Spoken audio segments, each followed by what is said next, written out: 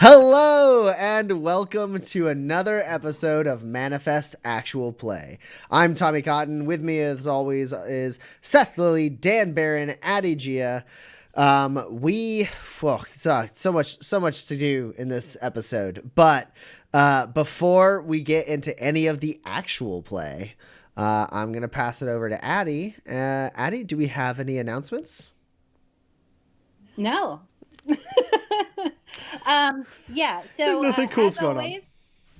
as always, if you love our stream and you want to support us, you can always do that by watching our videos on YouTube, following and subscribing here on Waypoint Live Twitch channel. You can also follow us on Facebook and on Twitter, and all of that is a great support to us. And any revenue we receive from any of those sources goes straight back into the stream. So it's all to improve your experience as our viewer. Other than that, There was a Kickstarter update.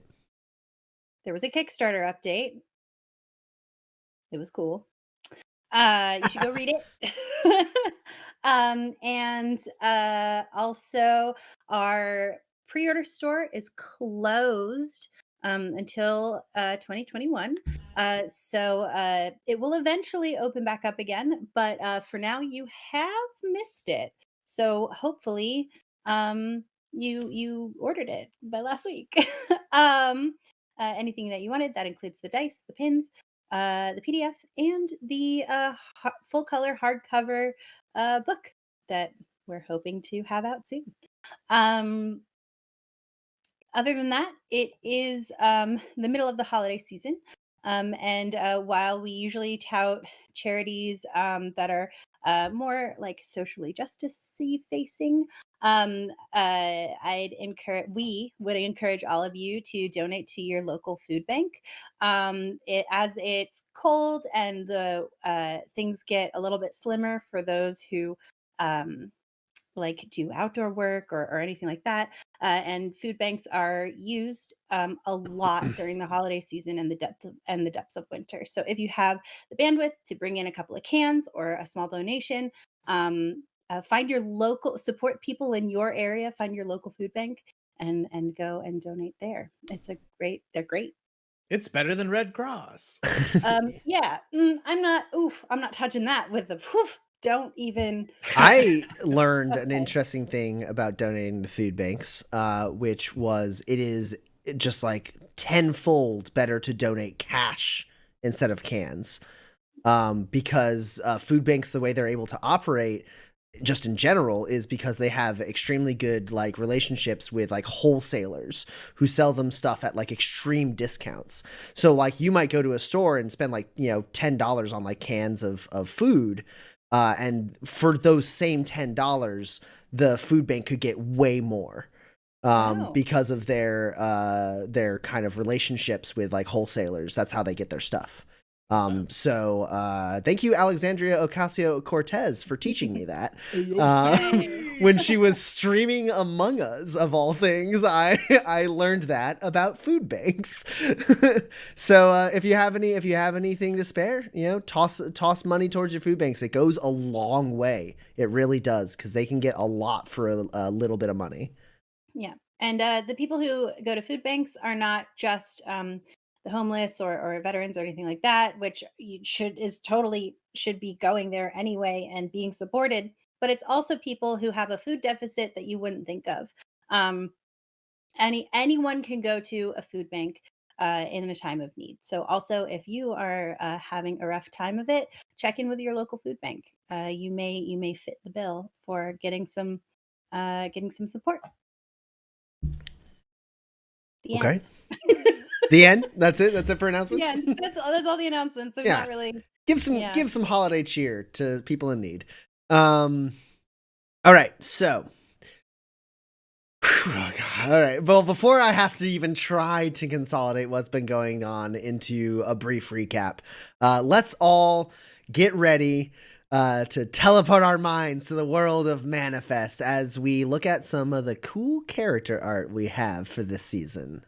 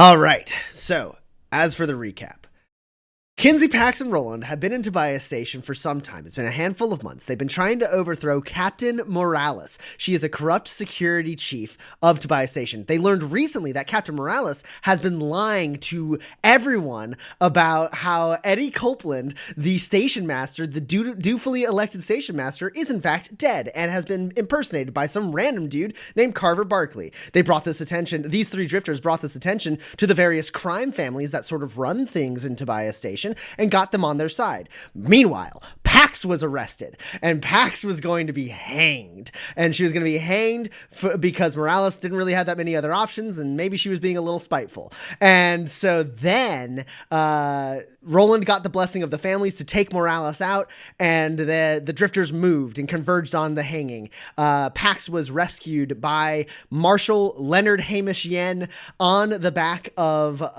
Kinsey's jackalope Umbra.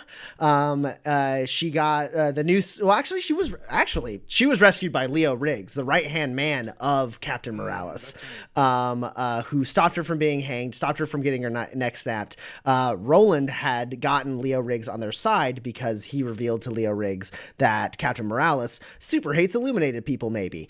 And so Pax got saved. She is currently on the back of the jackalope, I think sitting looking in reverse, like she's sitting backwards on a jackalope with her hands cuffed behind her back while Leonard is riding the jackalope through the not extremely spacious hallways of Tobias Station, as they pursue Captain Morales, who has run towards the hangars.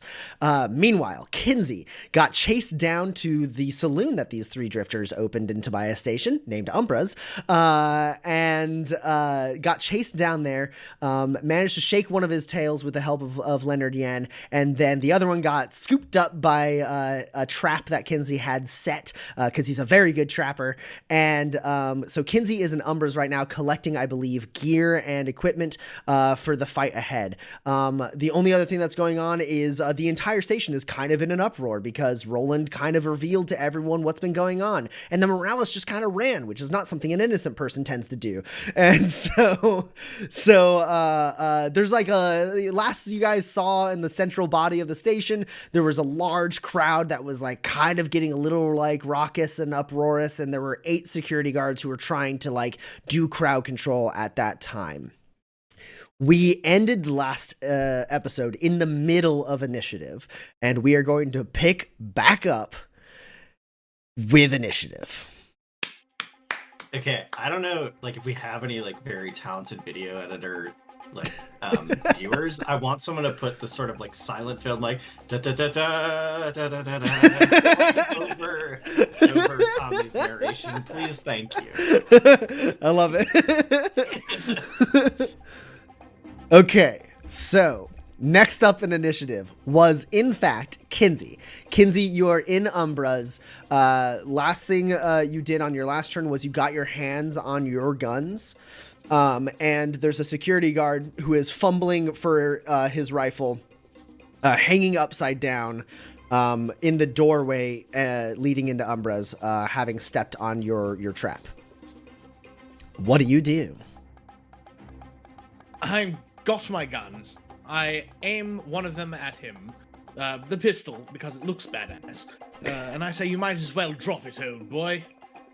Yeah, go ahead and roll initiative. I will give you a +3, because he is like fumbling for his gun and upside down.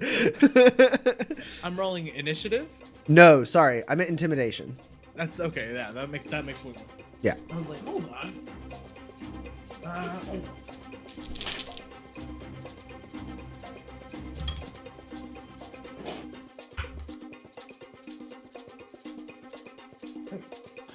Twice as many dice. Okay, so his initial roll is not good. Well, that's good.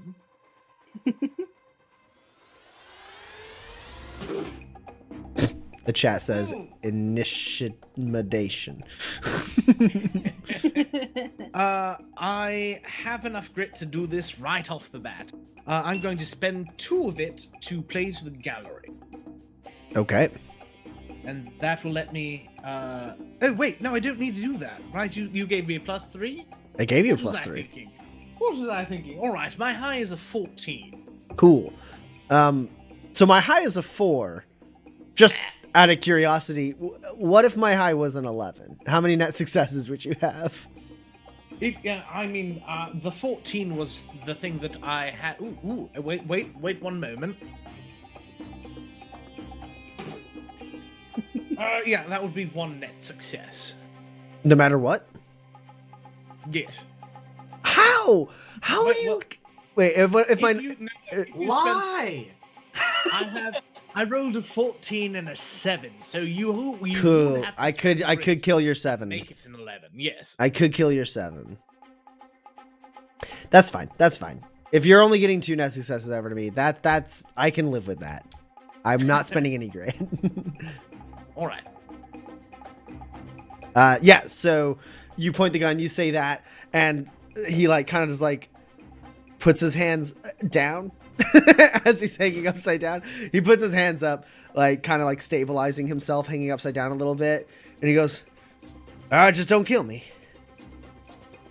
No, just lay it on the ground. And hold on, I'm going to grab the gun away from him. Yeah, it's like on a sling. You're able to kind of get it off of him. Yeah, just go ahead and pull it off.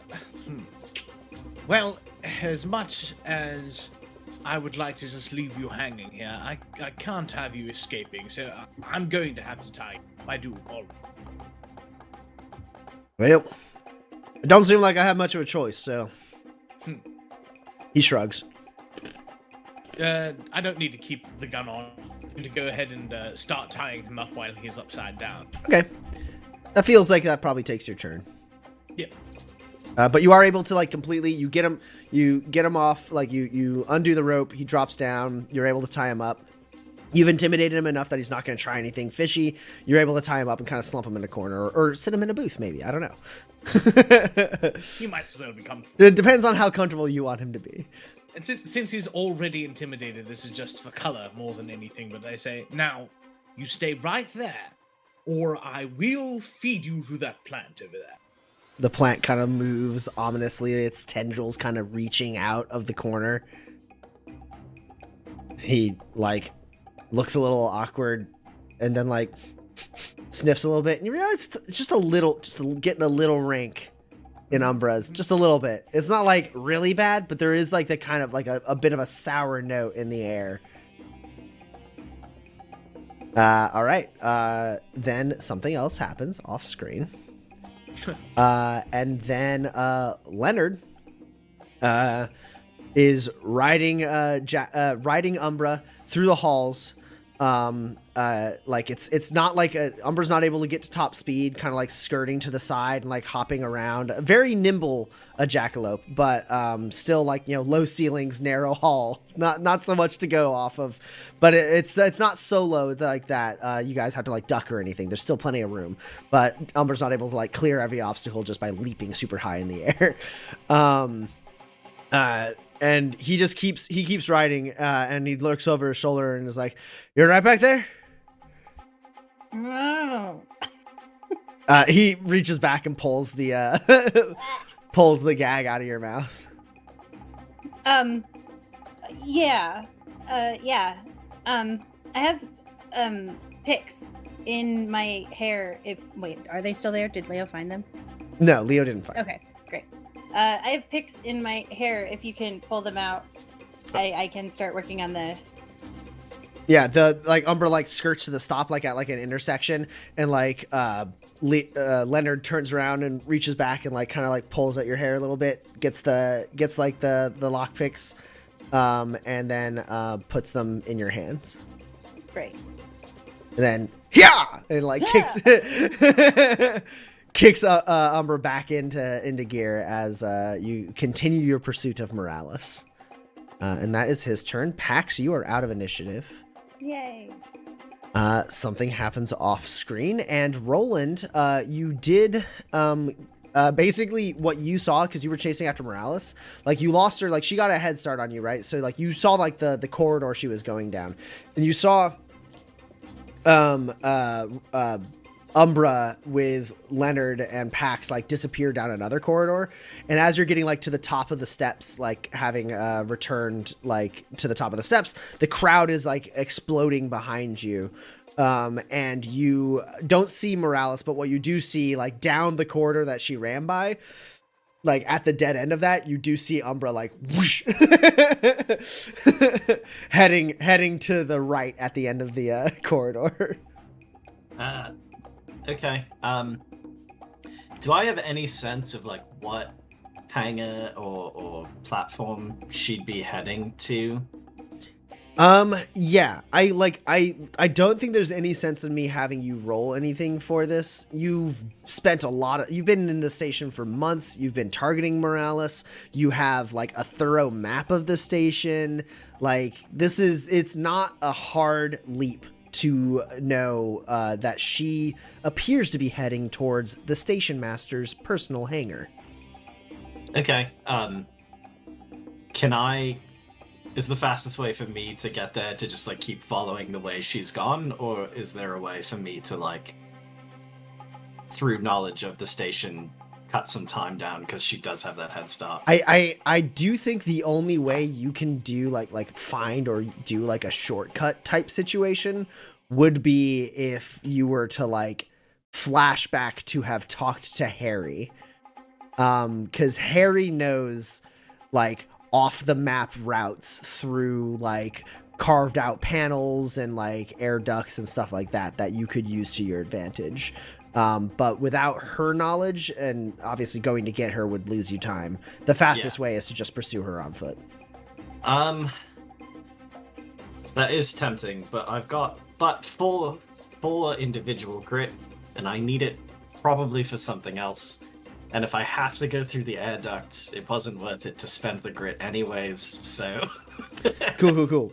I keep running. Cool. So, yeah, you just run keep running. Go ahead and let's roll an athletics test.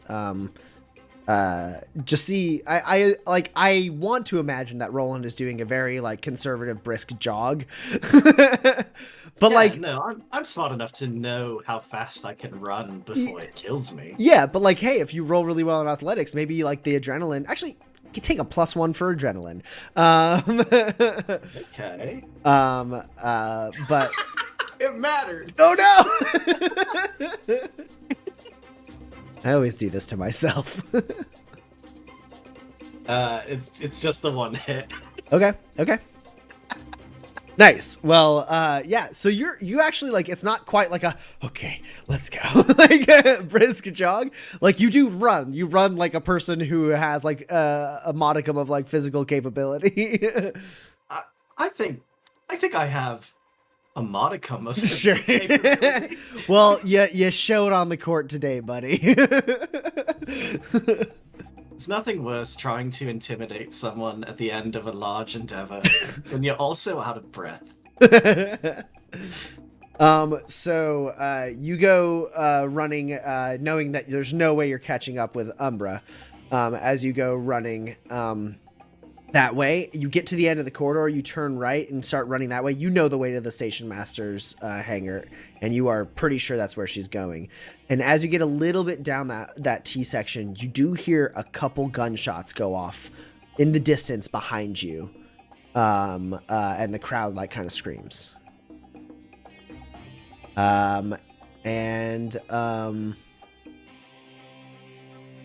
Other things happen, but nothing that any of you see. And so, because of that,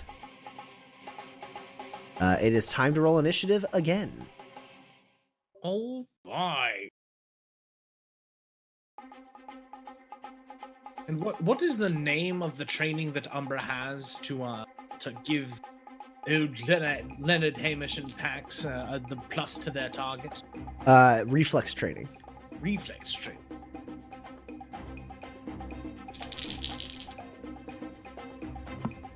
I know I asked this last time, but that was a week ago. Do wound modifiers count against initiative? Oh, they do not.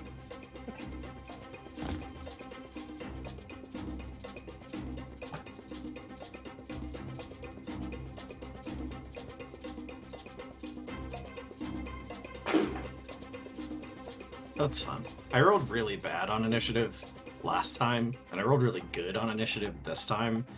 But because of like talents I have, I've merely just overcome the initiative I've lost for it being the second round of combat by rolling good.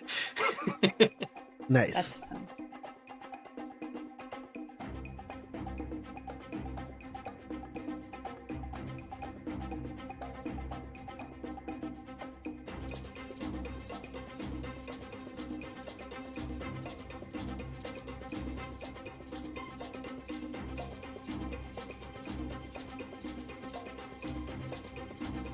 All right.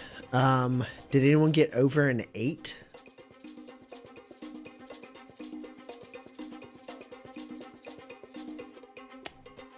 Okay. 7? I have a 7. 7. Well, I'm pretty sure Roland's awareness is higher. Almost certainly. 6, yeah. 9. Nice. Hey. Pax, what did you get? A 5. Which is another really abysmal roll. That is a surprisingly terrible roll. Yeah. Yeah. I'm afraid to do anything now. My dice have not liked me these last 3 sessions. I'm using tonight a majority of dice that I bought in the last 2 weeks. I'm giving some new guys off the bench a shot. Throwing them in the deep end, seeing if they can handle the big leagues.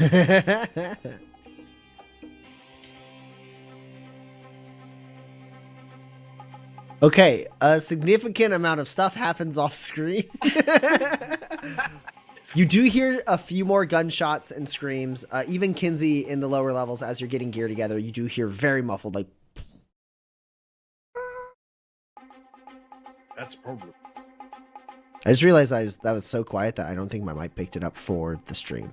Because the stream has a noise gate, so it was.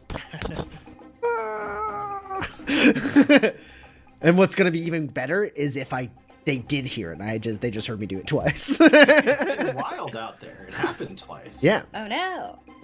All right, so that's what y'all hear.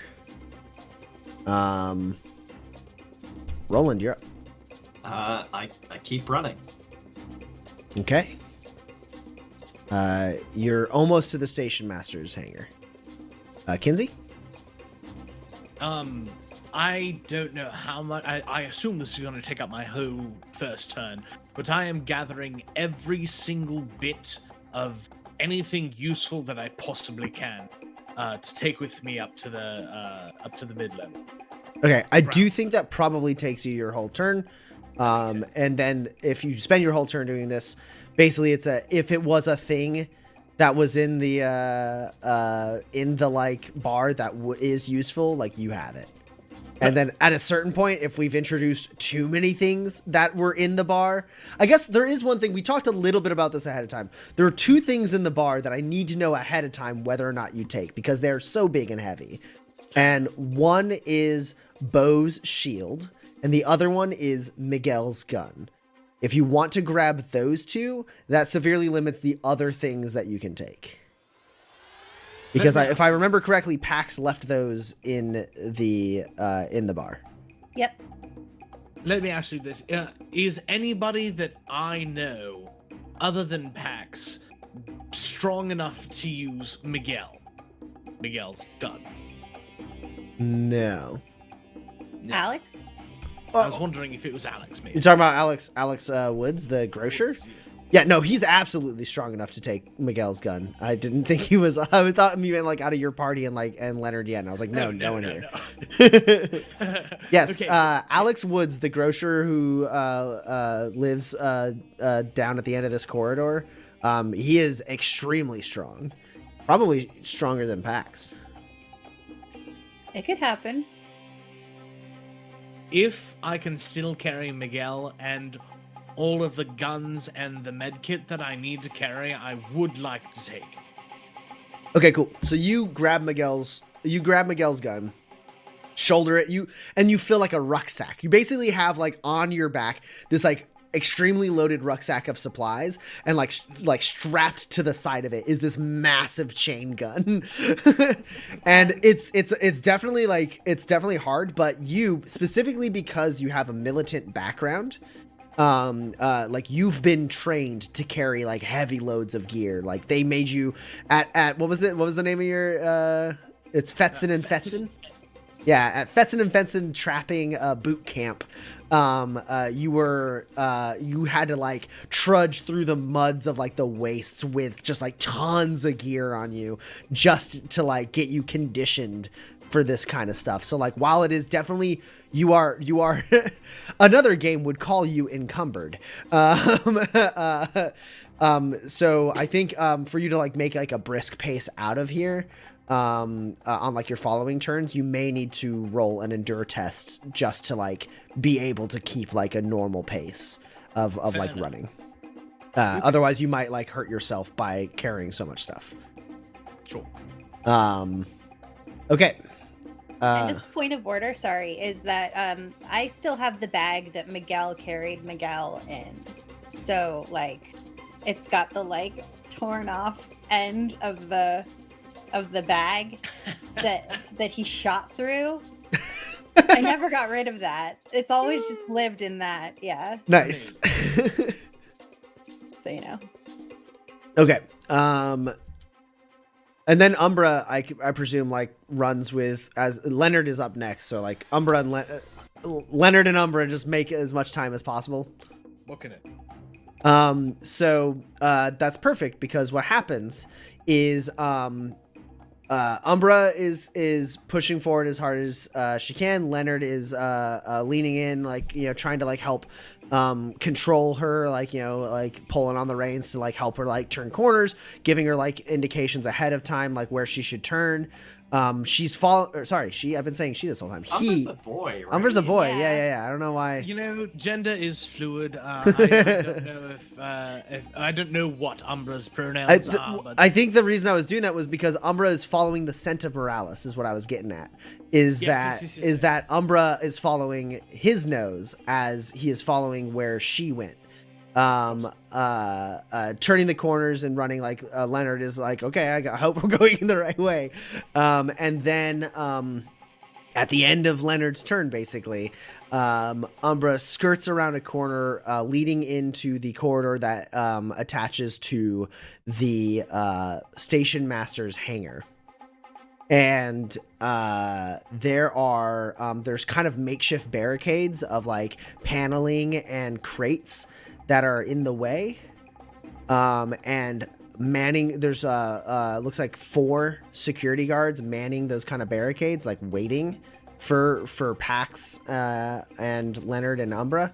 And just as they round that corner, they catch a glimpse of Morales as she rushes into the hangar and shoots the paneling on her way in, which locks the door behind her. Star Wars locks the door. Yeah. She does a Star Wars lock as she fires the gun. She's not even looking over her shoulder. It's just like she just running and then like shoots it and then like runs through as the hangar doors like just shut behind her.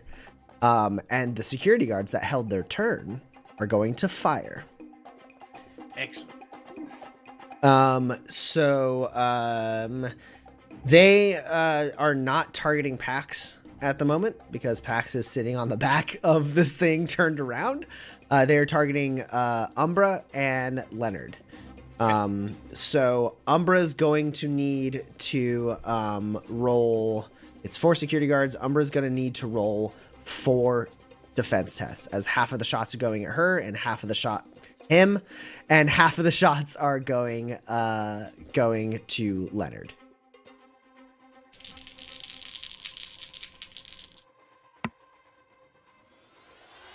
Oh wow. Well, my first roll was bad.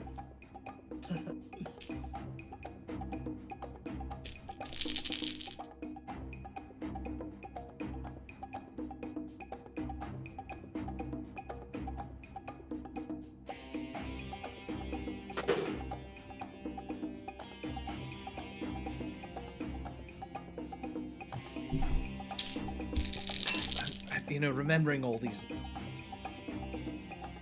Well, let's like we can resolve your rolls. I'm just getting ahead of you. We can resolve your rolls as they come out. Because your wound modifiers, if you get hit, your wound modifiers might matter. Or I guess Umbra might have the toughened talent and maybe doesn't suffer wound modifiers. Thought that was true. Let me double check. But hey, maybe it won't come up. So my first test was very bad. I got a 9 on that one. He is toughened, and you got a 9, which means I have over. Well, that's 1 hit over a 9. That's it. That's all you need to defend yourself. Great. So second one, you do it a -1. Great.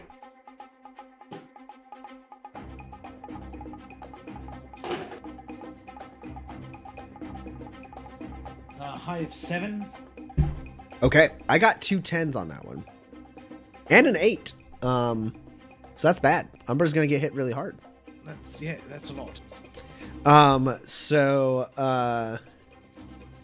unless you have any grit to spend on that. No, there's nothing that I can do to mitigate a 10. So Umbra is going to take 18 damage. Lord. 4 of which is armor piercing. Okay. It doesn't really matter because you've taken out the armor.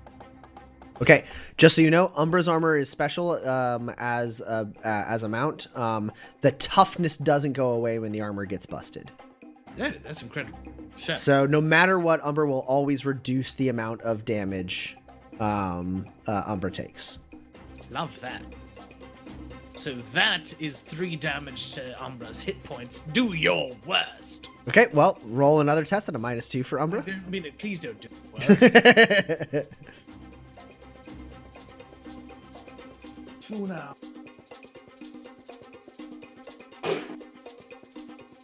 All right.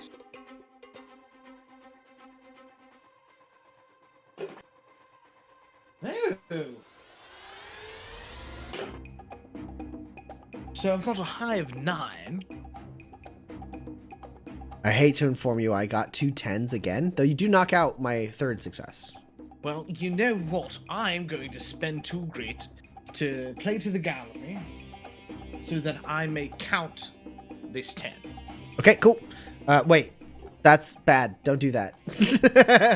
Like, you can see them on the left side of the aggressor. It would still count. Yeah, doesn't really matter. yeah. Keep that grit. Thank you, team. Thank you for keeping me. I'm trying to play the gallery with this fucking grit, and I still can't do it. Everyone's like, no, don't do it. Okay, cool. So as I was even thinking it in my own head, there's somebody back in there knowing that's not right.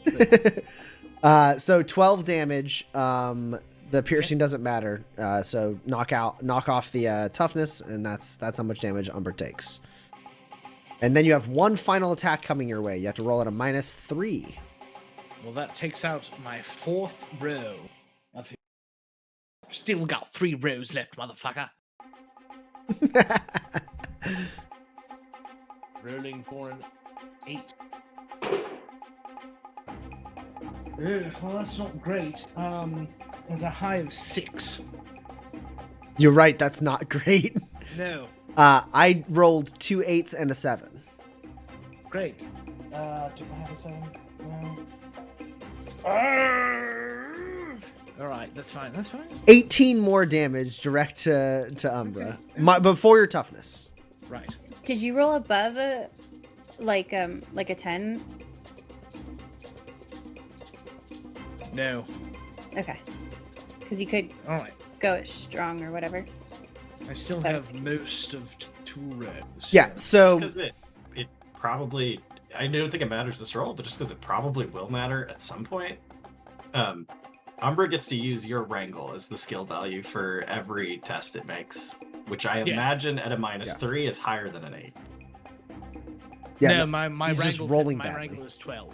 Yeah, he's just rolling really badly. Okay. And actually, now that I think about it, maybe I should go it strong because I actually do have 2 11s.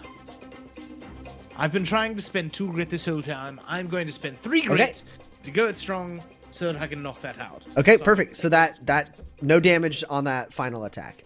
So yeah, Umbra skirts around. Leonard pulls on the reins. Umbra kicks up, and the guns start firing, hitting Umbra like in the on like the chest and the shoulder. Umbra like stumbles to the side, the armor like getting like torn up by the gunfire, and then Leonard like hugs Umbra's neck, and like bullets whiz overhead. And he puts his which is his left arm. He puts his mechanical arm back to like kind of like pull Pax back like into cover with him.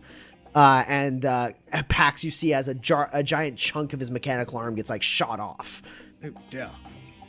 It's like just like his like part of his like bicep just like shatters, and he like grits his teeth and like lets out a grunt, as if he has a certain amount of pain receptors, but they have a compression on them that makes it so the horrible wound he just received is like, oh god, that would have hurt a lot more if it was a real arm. And then as he like sits back up, you do see another bullet did like cut through like his cheekbone and like leave like a bloody gash. The Arwen gash. Yeah, it's a little more meaty than the Arwen gash, but like, yeah. Dude has got to stop getting hit by stuff. Pax, it's your turn. Turn. Okay. I guess I will try to undo these handcuffs.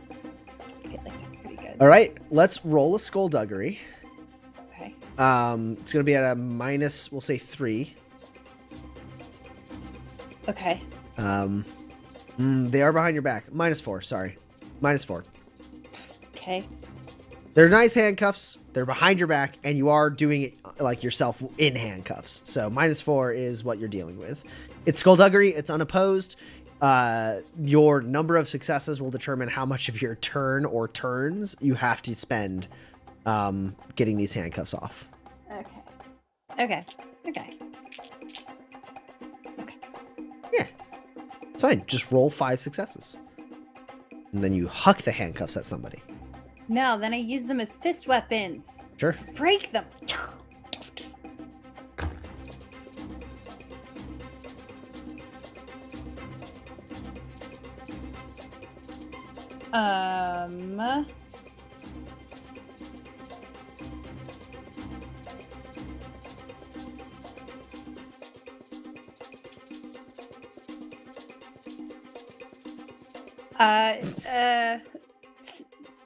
Narrate your thought process. Sure.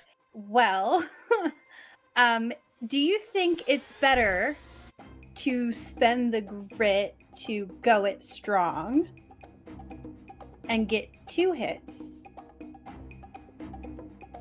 but have a grave misfire, or have a misfire?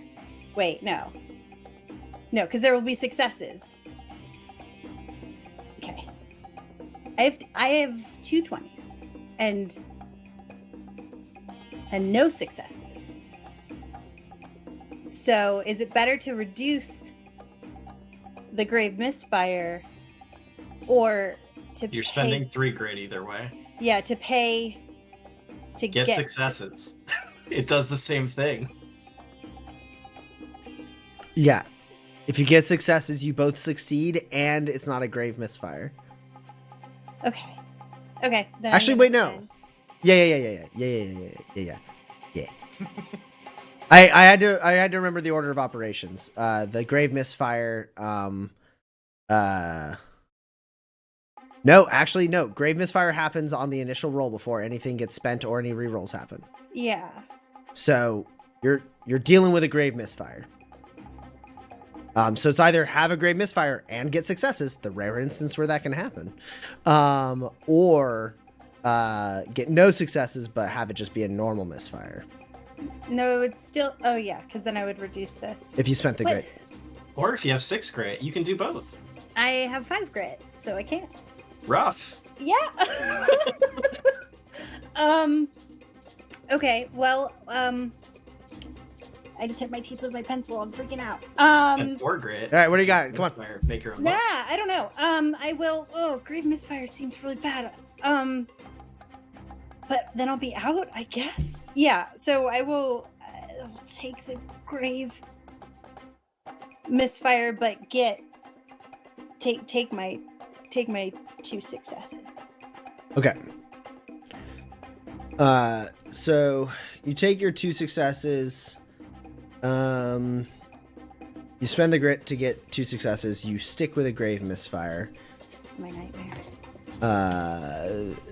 Roll on the injury table for a class 1 injury. No. Disagree. Hey, you should feel lucky. I was sure he was going to take your hand. That is a 9. Oh no, wait, no, it's not.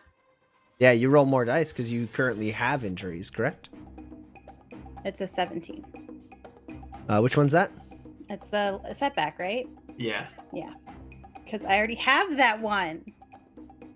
It's been a day of setbacks for Pax. Yeah, so Pax, you struggle with the handcuffs.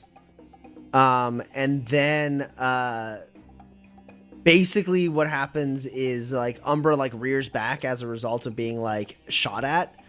And you don't like fall off or anything, but you do like slam your head into the wall as you do.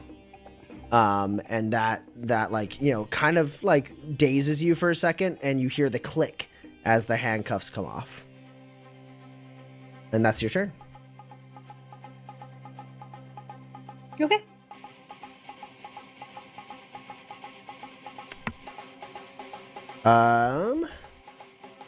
The security team goes again because they had held their turn.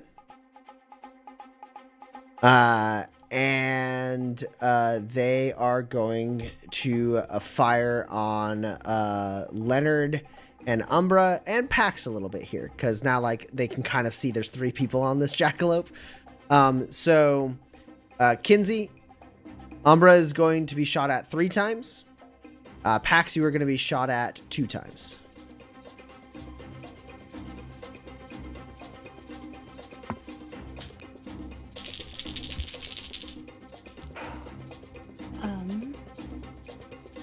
I'm getting rid of these dice. Well, Pax, you'll be happy to learn that my first roll against you was abysmal. Okay. So roll some successes.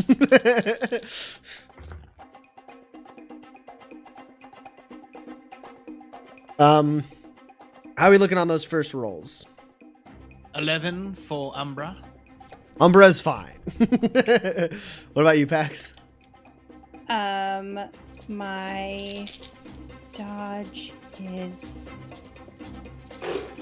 I have a 9. Okay, you are also fine. You avoid your first attack. Now you both roll your defenses at a -1. 11 for Umbra. Umbra gets hit again. No, don't say that. So I have a 13 and an 11 against Umbra. Yeah, I mean, I wish I could count my 13, but I can't.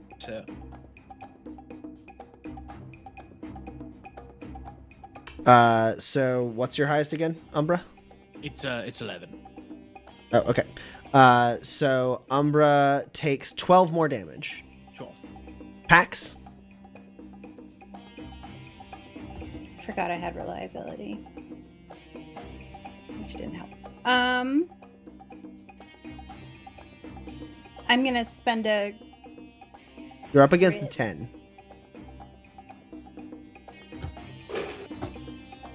And then I have a 4 and a 3 after that.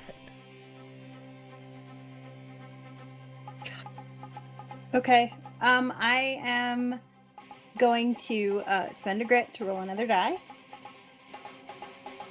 Okay.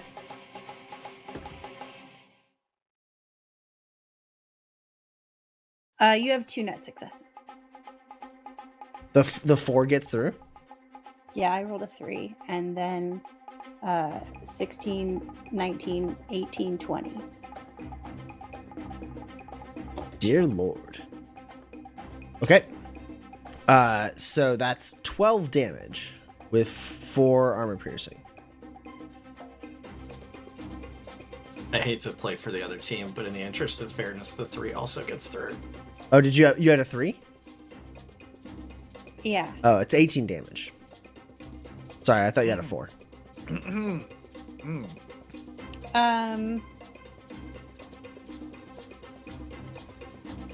Hold please.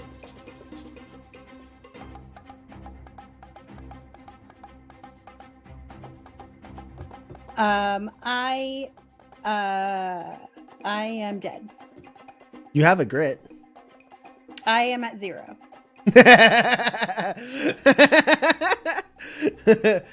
Yeah, because you had 5 grit, you spent 3, and then you spent 1 to roll an extra die. That means you have 1 left. Yeah, no, you're right. Which does mean that instead of dying outright, you drop to 0 hit points, and now you are dealing with overflow. Yeah.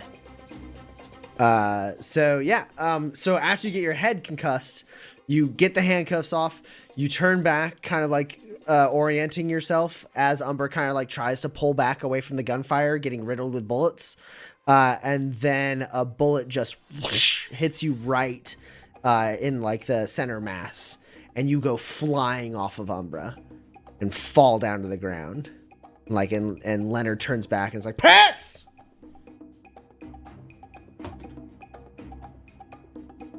But yeah, because you spent grit, you are down, not out.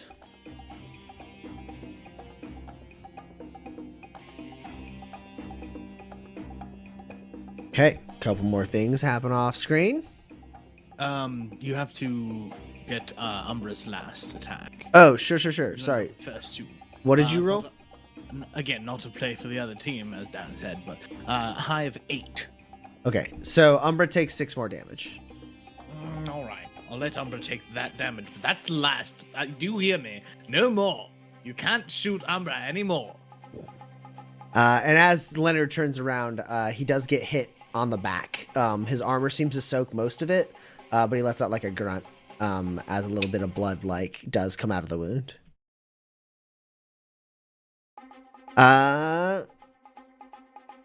Roland, it's your turn. Okay.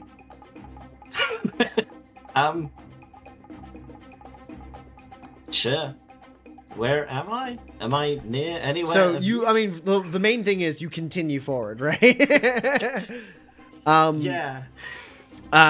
Roll an athletics test for me, or an endure test, I suppose. Either one of those works for this particular instance. Okay, I kind of thought they might be, but in case one was better than the other. Oh, okay, well that one's cocked and that's a hit. 1 hit. Okay, perfect. So you get there. You pretty much used up all of your movement this turn. You hear gunfire ahead of you. You hear the distant gunfire behind you. You run forward and you see what you see is Umbra pulling back at the end of this hallway at a corner as bullets whiz by. A couple of them hitting Umbra and one of them hitting Leonard, and one of them hitting Pax center mass. And she goes flying off of Umbra, blood like trailing behind her as she drops down, seemingly unconscious. Well, not quite unconscious, but like badly shot, dying. Remind me how healing in combat works. It takes up 4 initiative. You can work into a deficit, where which makes it so your next roll has your next initiative will be bad if you don't have enough initiative to pay it at the end. You have 3 initiative right now. Well, do I lose my initiative at the start or the end of my turn? Fair enough. You had I adjusted my notes before because I was moving. Because I should have 5 right now. Yes. You have 5 currently. Instead of using 2, you could use 4 of the 5. Okay. Yeah, I will. If I can get to Pax, and if ideally that's in cover, I would like both of those to be true. You tell me which one is. I don't think you have cover. You are like a little bit removed from the fight, though. Okay. Yeah, I will patch up Pax. Okay. So you're using your med kit? Yes. Okay, so do you have the field medic talent? Okay, just making sure, because that makes your med kit more effective. No, I don't know. I don't know anything about medicine. I know you put the gauze over the blood. And presumably you have first aid cube? Yeah, I know you need that. Okay, cool. So you use up the first aid cube, and because it's in combat, you only heal 1 automatically. Okay. And then your rolls will heal 1 additional. Do I need the med kit? Because I think I don't have the med kit. You do need the med kit. You don't think you have it? I will point out, you guys have 2 med kits. Because you took one from Sierra.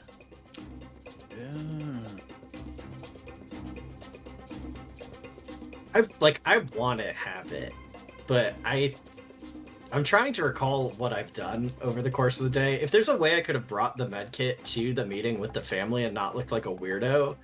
Yeah, absolutely. Yeah. Okay, great. I have it. Of course I have it. Yeah. Why would we even discuss it? No. You have like some of your gear for sure. Like you don't have to leave like everything behind but the ditchy disguise and your armor. Okay, so that gives me a plus. It's excellent quality, so it's a +1 and a +1 reliability. Correct. Okay. And then natural reliability. Okay, so with the 1 automatic, you get 4 hit points back. Great. Okay, Pax, you're up to 4. Yeah, as Roland slides down, pulls you into what he thinks is cover. Give me some credit. I know it's not cover. You start making the attempt to pull her to cover, realize you don't. Over there. There's no time. There's no time, and you whip out your med kit, and you basically immediately like spray a little bit of foam onto like the wound. And like as it is like beginning to like set as like a synthetic skin, your med kit like detects where the bullet is, and like in like kind of a grotesque like alien style like it like rips the bullet out of the wound as the wound is sealing with the synthetic skin. Pax, I know you don't have the benefit of a university education. Blood stays on the inside traditionally. Good to know. Hi. Shit, that bedside manner. Kinsey, it's your turn. All right. Well, I would imagine Kinsey is very aware that Umbra is not doing very well right now. Yes. Yeah, no, you're aware that Umbra is being. Yeah, Umbra's letting you know stuff is going crazy over there. You also know like where they are. You know where your team is. And that's exactly where I'm heading. I'm going to spend my whole turn getting as close as I can. Okay, so you basically break out of the lower levels into the chaos that is happening in the central body of the station. Gunfire, people sprinting all over. You actually run directly into Alex Woods as he is rushing towards the lower levels. And he like you literally collide with the man, and you kind of get knocked back a little bit. You're like top heavy, like he's big, so and like he catches you and is like, "What's going on? This is chaos. They're shooting people. They're shooting the crowd. They should be going after us. What's happening?" I don't know. I mean, Roland and Pax, they went after Morales, but the rest that are here, they're losing it. They don't know. They're trying to get people inside. Everyone's scattering. It's crazy. You guys started something. What's the plan? Help us finish it. And I take off the chain gun and I pass it to him. You like slam it in his arms. He's not ready for like you to hand him a chain gun of all things. But he is strong enough to hold it. So like it like hits him and he like looks at it. He goes, "The hell do you take me for, militiaman?" I don't take you for a militiaman. I take you for somebody who cares about this city, town, whatever the fuck it is. Help me.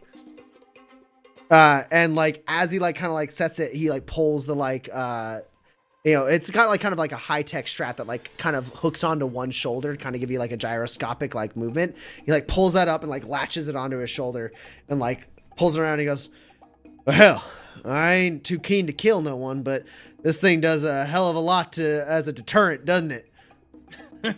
It certainly does, and I can tell you it's loud as hell.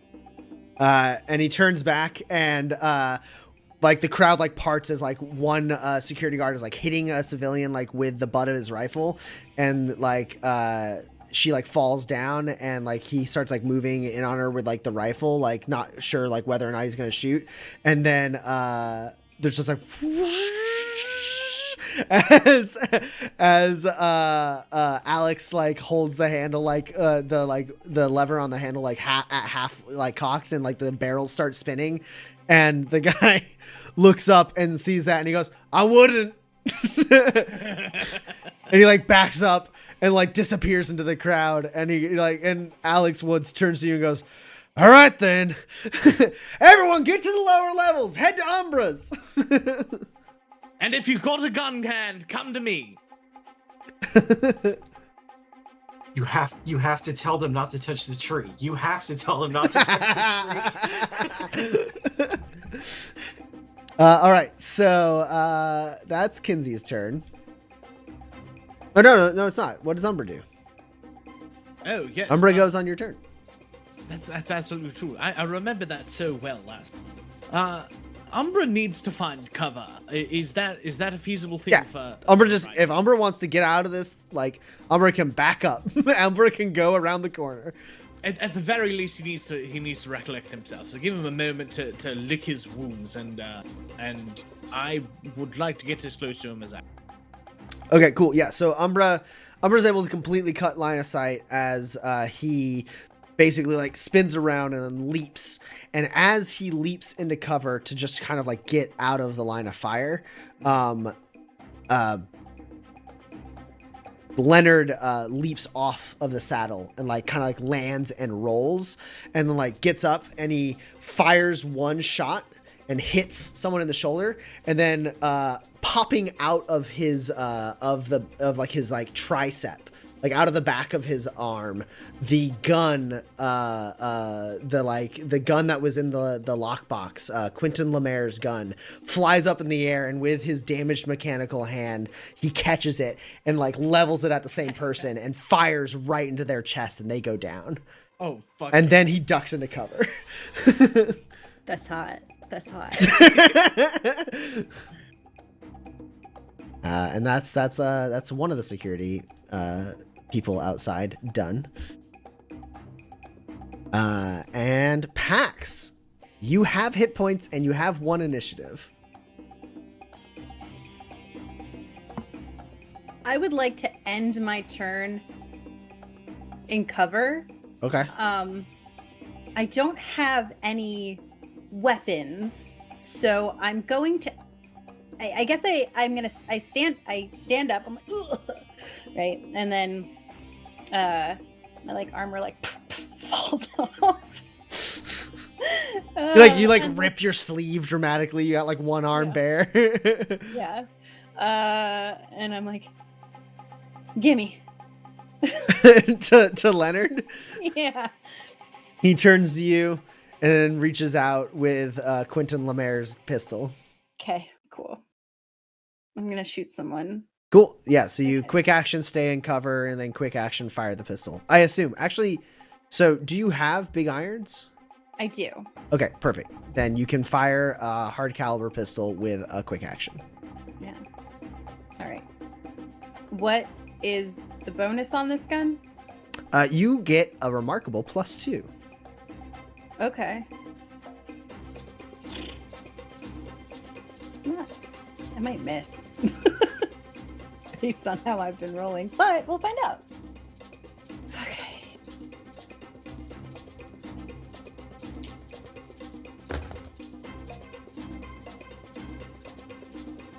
Well, I maybe don't miss. I have a 12 high. I should roll, huh? Potentially. Oh, well, that die You is could going choose to forever. fail. You have a 12 high? Yeah. Okay. I do have an 11. Okay. Yeah. Oh wait, I have a reliability. Hold on. Still have an 11. I in fact have 2 11s. So take that. Well, your 11s don't mean shit. Damn. Are your other successes 11? I have one other success. I have a 12 and an 11, and then a 5 and a 3. Okay. How? So you don't have the stats on this gun, right? I don't have the stats on this gun. Cool. This gun does 8 damage per net hit. That would be 16 damage with, I'm assuming, 0 armor piercing. It has 4 armor piercing. Oh, that's a very good weapon. This is the best gun in the world. Yeah. How much damage did you say? That's 16 with 4 armor piercing.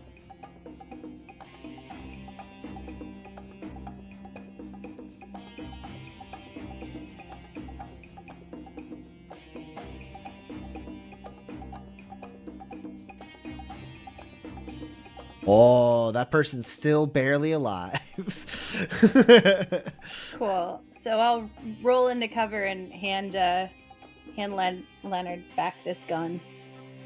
He's not. It's not his turn. He's not taking it. Okay. He like hands the gun to you, leans back as you lean ahead of him. He kind of stabilizes you a little bit because you're a little shaky. And then you reach around the corner, fire a shot, hit one of them. It just comes out of this gun and hits one of them like hard in the shoulder, and their body like spins. And only because you are like very a very capable fighter, do you know that that person's not dead yet. They spin and slam into a crate and fall down, but you know they're still alive. And then Leonard helps like pull you back into cover. Cool. And that is your turn, unless you don't have any grit to double down. So I don't. that is your last turn. Okay.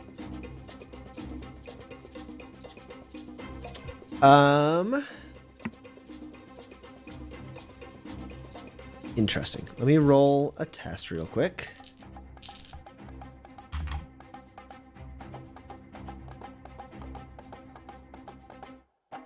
Okay.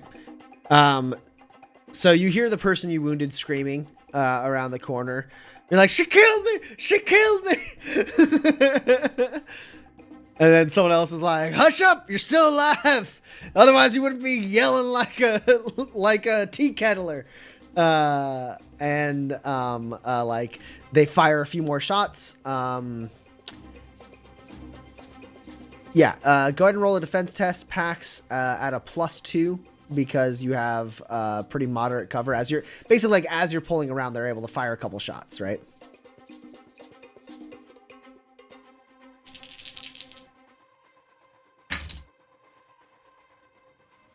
Oh man, that cover super came in handy, I suppose. I have a 6. So you have a +2 because of the cover.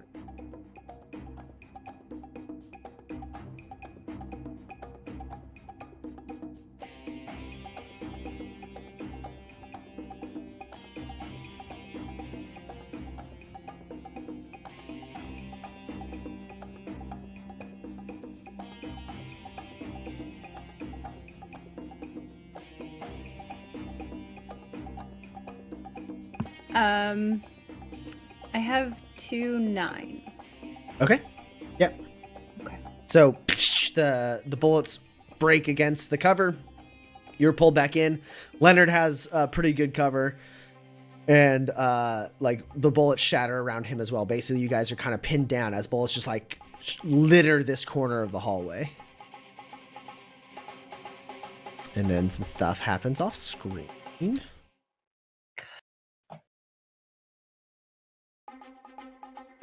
We should have gone out and around and brought an RPG with us.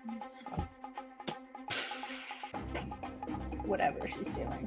Roland, you are up. Oh wait, no, you're not. Your initiative is 1. I didn't move you down. You will still have a turn, Roland, but not before Kinsey.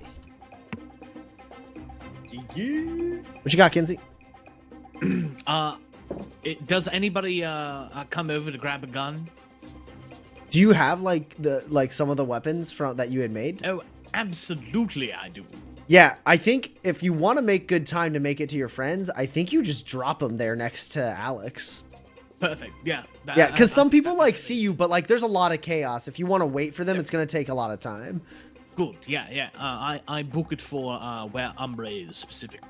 Okay, so as you're running, you turn back. Your load significantly lightened, significantly lightened as you hand off Miguel's gun and drop a huge sack that just like opens up and shows a bunch of guns and hand crossbows and stuff. Like people start moving in as like Alex Woods kind of like posts up there into the like by the entrance, and some people go running by.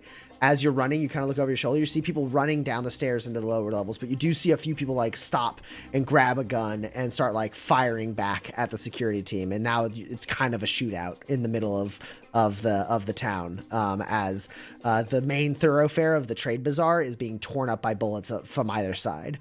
And just as you get out of line of sight, Kinsey, running up the stairs as fast as you can and breaking towards where you know your team to be, you do hear as like Miguel's gun like tears off, and you swear you smell the smoke of the incendiary ammo as you get out of there. Ah, for the proletariat!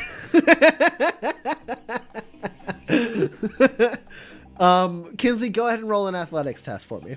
Sure. Let's see if you're able to sprint like a freaking Terminator.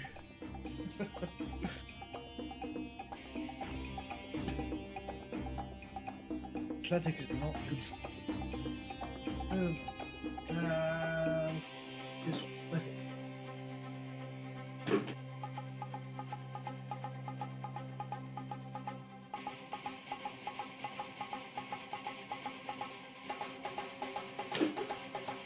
That's one success. Okay. All right. You don't want to like twist the knife or anything, right? Well, what am I going to do with this grit if not spend it? I did know that you had a lot of grit. I think the really important thing is if you don't, I'm as athletic as you are this session. Do you really want to live with that? Do you want to live in that world? Absolutely not. Yeah, I'll twist the knife. Is once enough? Yeah, once will be enough. Cool. You lightened your load significantly, and you already are like a relatively athletic and like fast person. So I'm fine with you getting 2 successes and being able to close the gap. Basically what happens, Kinsey, is you break around a corner and you see at the end of the corridor where you are, like you're like partway down that corridor, able to get in the fight without even like any effort on your next turn, but definitely far enough away to be very much in cover. As you are partway down the corridor, you see your friends. You see Umbra look up as you come around. His ears both come up and see you. And you skid around the corner and start running towards him, and he actually moves, I presumably, towards you too. I don't know. You have Umbra on your turn. Umbra could go fight if he wants. I think that Kinsey would want to make sure that he can make an assessment of Umbra before he comes riding in on his step. Yeah, so Umbra starts moving towards you. You're able actually to meet Umbra in the center, and Umbra like doesn't slow you down, like kind of skids to the side and then runs alongside you. As the two of you are going towards where you see Roland ducked behind the corner with Pax and Leonard, bullets whizzing just by like Leonard's head. Cool. And Roland, it's your turn. Yeah, so I did make it to the cover then. Yeah, you made it to. You make it. They didn't shoot at you. They were too busy shooting at Leonard because he killed one of them. Good. Whew, whew. That's good. I did have a moment. Like I said, you were away from the fight, right? So I had a moment of like, well, Leonard's behind cover, now Pax is behind cover, and Umbra's behind cover, and oh no. Yeah. When a hard caliber pistol fires twice into a group, kills one person and almost kills another person, that group tends to focus on that and not the dude who just pulled out a med kit. Yeah, no, I'm an observer. Okay.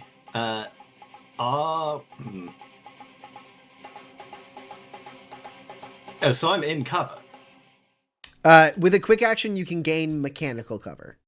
Okay. Right now, Am you I- were not the target of the gunshots. Am I in narrative cover now? Because that's good enough for me. Sure, you're in narrative cover. Great, it's Pax's turn.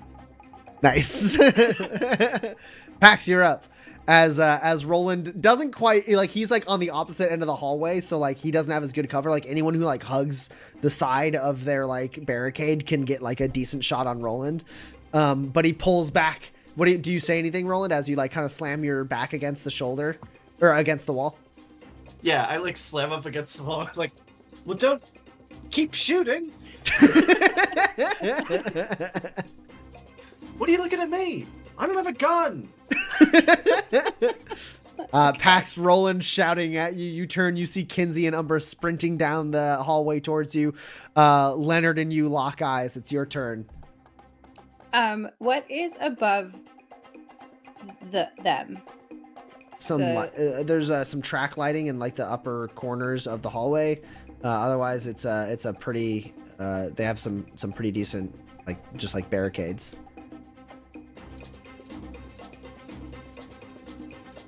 Still only have 4 hit. Yeah, okay, then I will just shoot. I will shoot. Okay. Because I don't have anything else I can do. Go for it. You could even use your additional quick action to like improve your cover and move like a little bit down the hallway more so that they can't shoot at you. Yeah, okay. Sure. Yeah, pop around the corner, take a shot, pop back. Okay. I do that. And I have two 10s. Yeah, what you actually do, I suppose that makes more sense, is you're able to, like with your other quick action, like Roland shouting at you, you grab like a couple crates that are like nearby you, and you like kick them down so that you and like Leonard now have like a little crescent of like a barricade kind of arching out from around the corner, and then the two of you are able to like post up there. Okay. And that's going to give you excellent cover. Okay. And you said you got a 10? I have a 10 high. Yeah.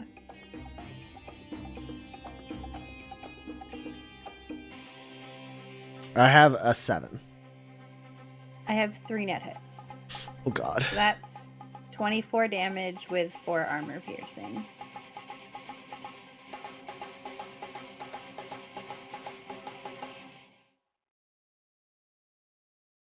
Okay. Man, Had to do some counting really quick. I now know that 24 just kills them.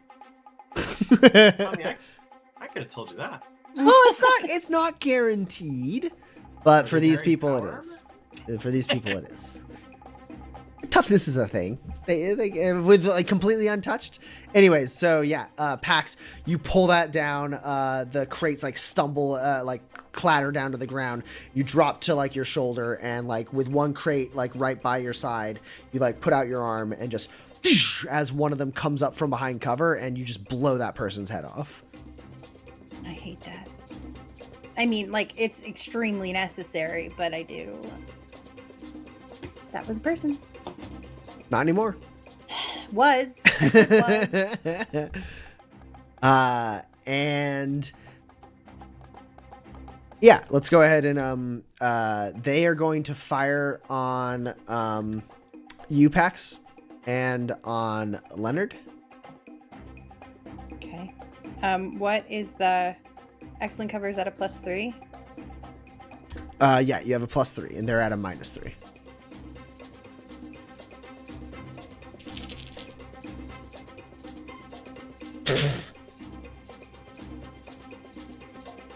Huh.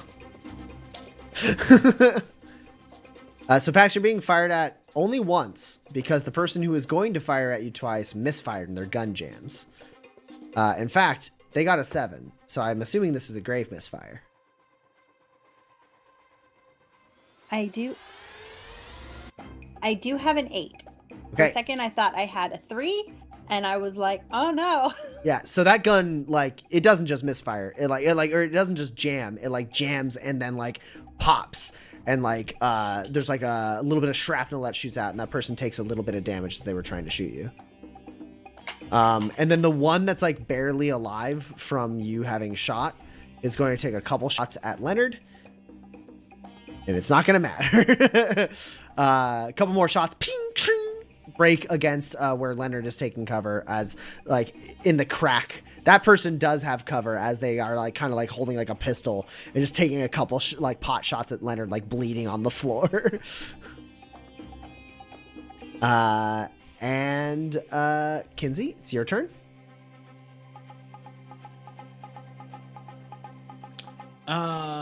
If it's my turn, I'm going to shoot at least one person. Okay, so you and Umbra are able to rush. Umbra holds back. You come around the corner. Are you? There's two people. One has a moderate cover, so you're at a -2. But the other one doesn't have any cover right now, because he's standing up and shooting at Pax. Yeah, that's it. That's it. The other two are dead. Awesome. Now I don't have big iron, but I can still shoot one of Rosa's guns, yes? Yes. I think that Kinsey is wearing Rosa's guns under, like, it goes Rosa's guns and then his sidearm underneath the one on the right side. And I think he pulls one of them out and he shoots the one with no cover. Okay. Just your rifle's stats might be better. Really? But we'll find out. Yeah, well, if you're only going to shoot once, it might be better to shoot your rifle, but we'll find out. So Rosa has 7 power, 3 accuracy. 8 power, 3 accuracy, no piercing, 1 reliability, and 6 bullets. Even with the no reliability, I think it is better for me to shoot Rosa. Okay. It's better for everyone to shoot a hard caliber gun if you can.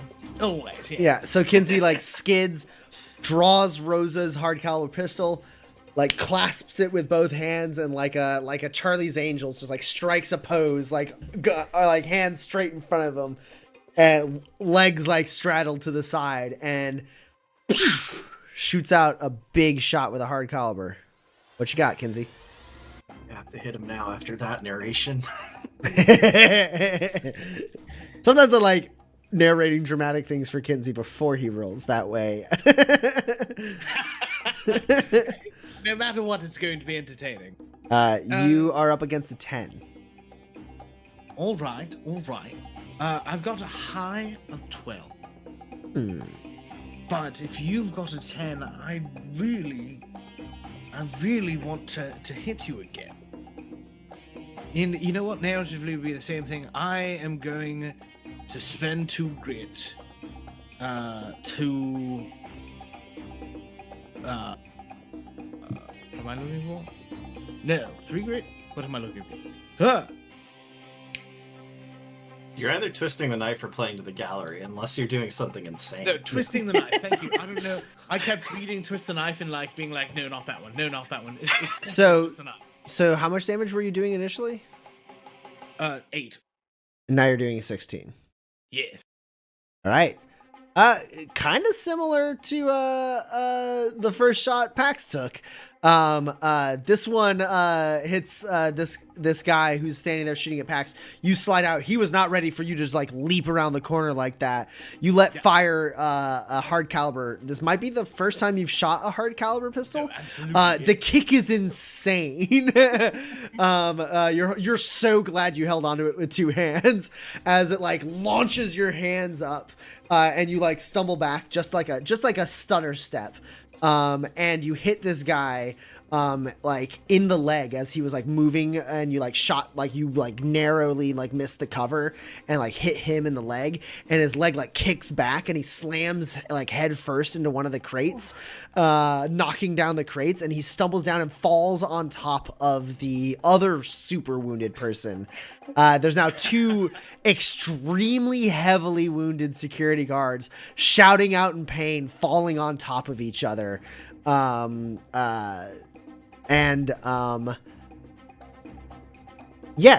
It's Leonard's turn. And he is going to kick up off the ground, like pushing himself off the wall. run around seeing them, and he's gonna like press the advantage, rushing forward. He's gonna step on that guy's leg and point the other gun at, or point his gun at the one that's shot in the shoulder, and he's gonna be like, "Your choice." And they're like, "We yield, we yield. Oh God, yeah, we yield." And then he like kicks the guy's leg like off, and then starts handcuffing them. Would you say? Because he's a marshal and he's got lots of handcuffs. Sorry, say again, Kinsey. That was my fault. A predator was evaded in that moment. Yes. I mean, 4 of them, if you really want to. No, they were killed. They weren't evaded. They were fought head on. Those two, well, those two, the last ones, rather than having to kill them, we have now put them in a situation where they cannot hurt us anymore. Nah, they were fought and defeated. They weren't evaded. I still did not hesitate to commit to a dangerous course of action by shooting one of them. So yes, no, you leapt around the corner with no cover to shoot hard caliber for the first time. You get it. You get an XP for that. But no one was evaded. There's lots of open fighting happening right now. Are we moving out of like initiative into narrative, or are we still in initiative? I think the more interesting thing is to kind of do a narrative initiative for a moment, because you do have the barricade of the broken door right now. There's no bullets flying at you, but like we are still like time is of the essence. But it'd be really dumb to be like, what do you do? I watch this. What do you do? I watch this. Like, so we're moving into like kind of a narrative initiative here. As like, I'm going to ask what everyone's doing, and then like stuff is going to happen off scenes. I'm going to ask what everyone's doing. Before anyone does anything of any true substance, basically Leonard starts locking them up. How do the 3 of you react as the 3 of you come together for kind of like the first time in I think a while, the 3 of you like on the same task in the same place? Kinsey, help me up. No. You stay there. I'm going to try and patch you up a little bit more. No. This needs to happen. Otherwise, we are going to die. So I think you can cure my injuries maybe, but because Roland already healed me, my maximum hit points for the foreseeable future is 4. Really? I can't heal you anymore? Yeah, once someone is healed, the damage they've taken that remains is locked in. Okay, all right. That's good to know. But I do have 3 injuries that are just 1. There is a workaround for the thing, the permanent damage basically until she rests. There are 2 workarounds. One is something she's already used this day, which is a resilience roll, and the other one is tonics.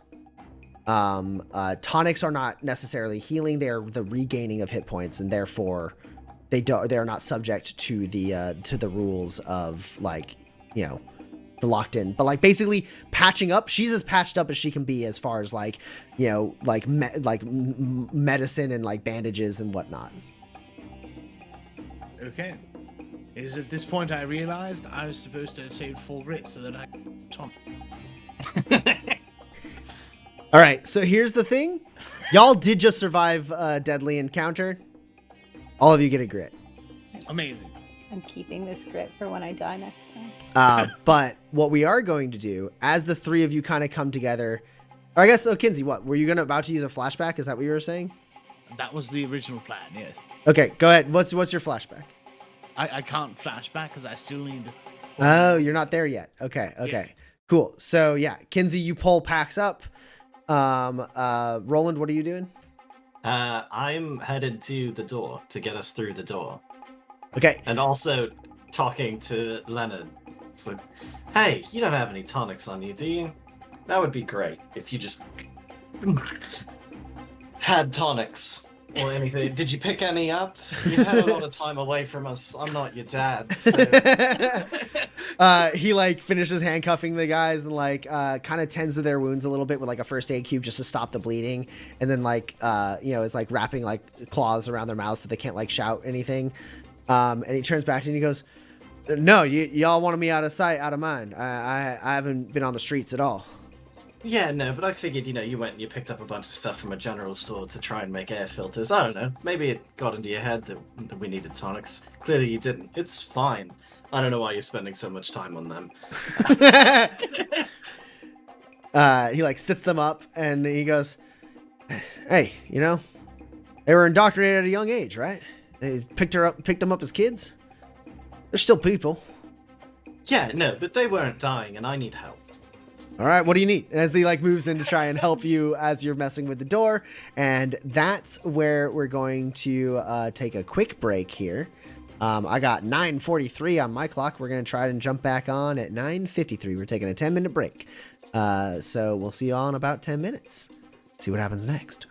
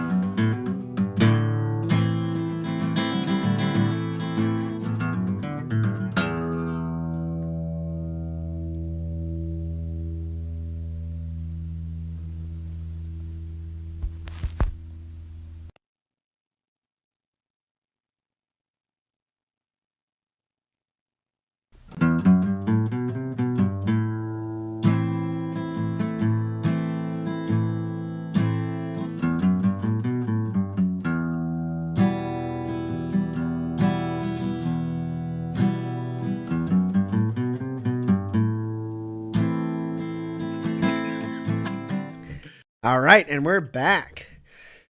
So, for those of you just joining us, Kinsey, Roland, and Pax have began a revolution in Tobias Station. They are chasing the corrupt station master, effective station master, security chief, Captain Morales, into the station master's personal hangar. She has sabotaged the door on her way in. Some time has passed as they fought guards outside. Pax is pretty hurt. Umbra, I believe, is pretty hurt. Leonard Yen, the marshal, is also relatively hurt. And he is attempting to assist Roland as Roland tries to bypass the damage on this door and get the door open. So Roland, I need you to roll technology. Does he help? Yeah, I'm checking it out. Is it? He does. He helps you twice. He helps you. You get a +2 from him. Great. Crafty man, this Leonard Yen. Yeah, I assume there's a short amount of time that this takes for me to have a short conversation with Leonard. Yeah, Yen. yeah. Altogether, the whatever this roll is, this attempt alone, unless you roll like 5 successes and it's just like an instant, like, oh, I open this door now. But then you can choose when you open the door. But like on a general level, this is going to take like about a minute. Okay. Yeah, as I start and he helps and I start, I say, if I didn't know better, I would really think the two of you came out of a storybook. What? I don't. Oh, watch out. That one's hot. And he like moves a wire out of your way. Yeah, no, I got 4 hits. Really, it's, the outlaw who just wants to help someone, and the marshal with a heart of gold. And then you see the green light that lets you know that you can open this door whenever you want. But Kinsey and Pax, what are the two of you up to? Pax is basically like holding on to Kinsey's shoulder. Yeah. You brought roses. Did you bring both? Yeah. Here, you want to keep one? We could trade if you want. I mean, you've got the fancy. No, just give me one. That's fair enough. All right. Okay. Yeah, And then okay. And then you didn't bring anything else like a you like probably a tonic? need some armor, don't you? Tonic, Yeah. if only. Okay. Take this, and I take the armor that I grabbed. you put what? Oh, it's Pax's backup armor that she's had all campaign. And no one wants to wear. I got it as my starting kit. I've never worn it. Well, so you could say that patience was rewarded. Oh fuck! Absolutely. Patience has been rewarded. That's XP for everyone and a grit for Kinsey. Because which yes, I'm immediately going to use. Pax has been holding on to this armor since character creation and has not I have no idea why. No one has worn it. She's offered it to me at least twice, and it's just worse than mine. And she just has never, she's had plenty of opportunity to sell it or get rid of it, but she was like, you never know when an extra set of armor might come in handy. Voila, here it is. Patience being rewarded. I don't know that we need to narrate it, but I would like to have flashed back to have bought a healing tonic. And I think in this moment, I'm like, wait, actually, you know what? And then in one of the pockets of the bag that I'm carrying that I completely forgot was there, that's where I put that tonic. All right. So here's the thing. You're in Tobias Station. You can flash back to have bought pretty much anything depending on what you want. Fair enough. And that's like, not like any one thing. Like if you wanted multiple tonics, or you wanted like a tonic and a gun, or you wanted like a tonic and like armor or whatever, like money is your limit in Tobias Station for the most part. I don't know, like if you wanted to like be like, I have a plane right there, like that's a different story. But like anything that's like class 3 or lower as an item, you probably can find in Tobias Station. Hey, you could get a motorcycle. You could have bought a motorcycle. Cool. Then yes. Did I have time? Just like at some point during these months, I knew that we were going to throw a revolution. So, as much money as somebody would give me for it, I would have bought it. So here's the thing. You went shopping for kids' clothes just like 2 days ago. That's true. Did perhaps you grab more money than Roland gave you? Did you go into the till?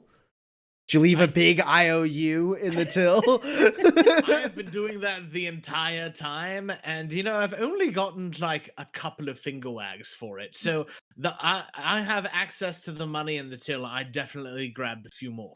Roland handles the financials. How much money could Kinsey have stolen from the till, Roland? There are 31 spurs in the till currently, and I think you got a couple finger wags early, and then this month came along, and it became clear we're not paying rent.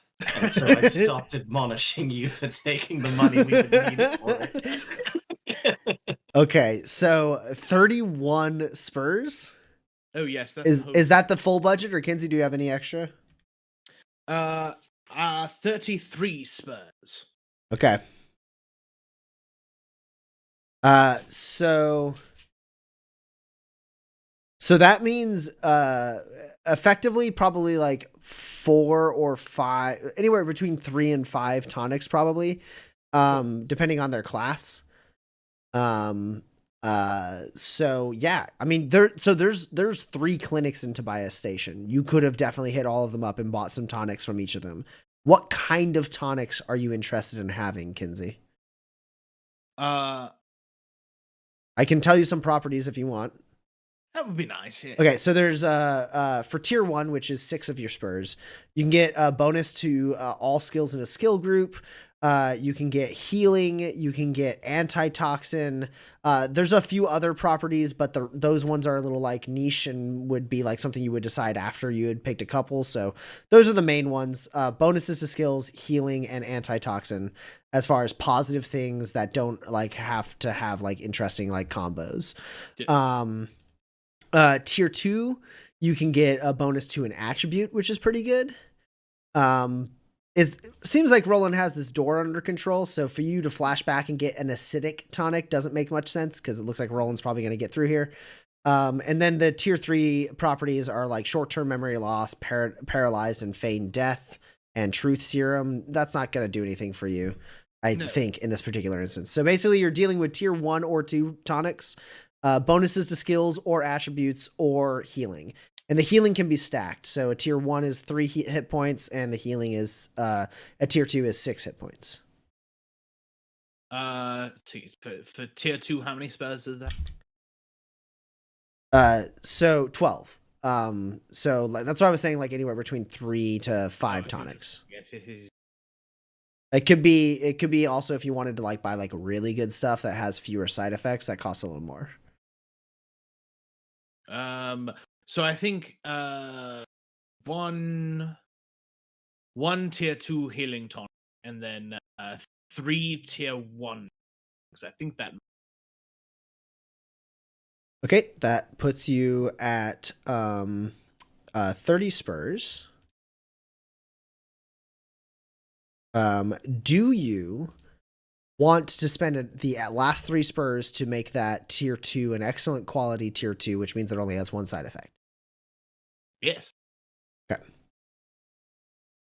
Just gonna cross off money.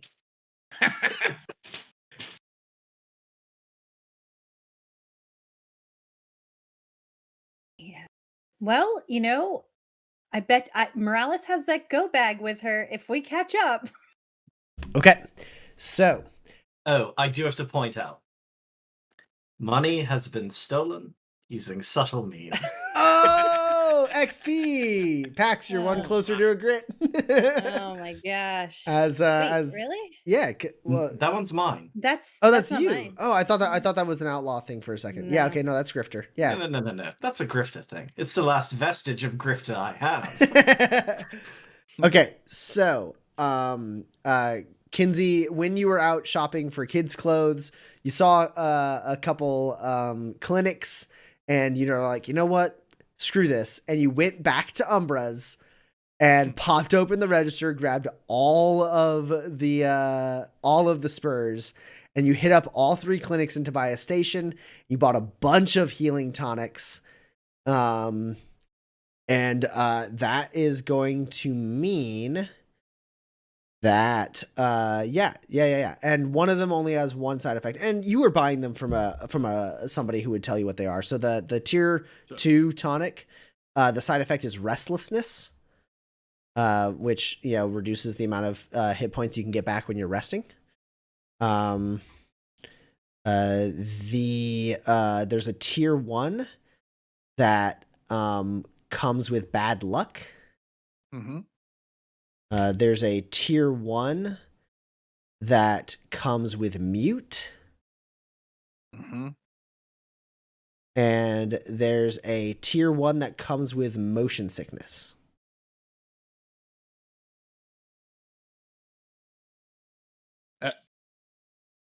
There were 3 tier 1s, right? Three tier 1s. Yeah, that's right. Yeah. Okay, cool. Those are your tonics.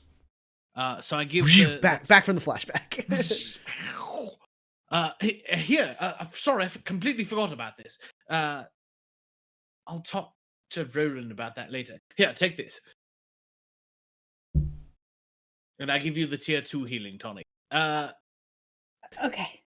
I do also love that this recanonizes that the attempted theft of the bar It's for nothing. that if they had succeeded and opened the till, there'd just be a giant IOU that just says IOU all the Spurs, Kinsey McCharlotte. So does that put my hit point maximum to 10, since that's what it raises it up to, or am I clear now because I've taken a tonic? I am confused by your question. Okay, so I could only heal back up to 4 because I had been healed to 4. That was my ceiling. I've taken a tonic now, which is bringing me to 10. So basically, I'm asking, does taking a tonic lift that you can't be healed past this point? Yes. Okay. So if you take more damage, that damage can be healed. Okay. Great. Hamish, bad luck or motion sickness? What? Bad luck, this one. I have a bottle, or motion sickness.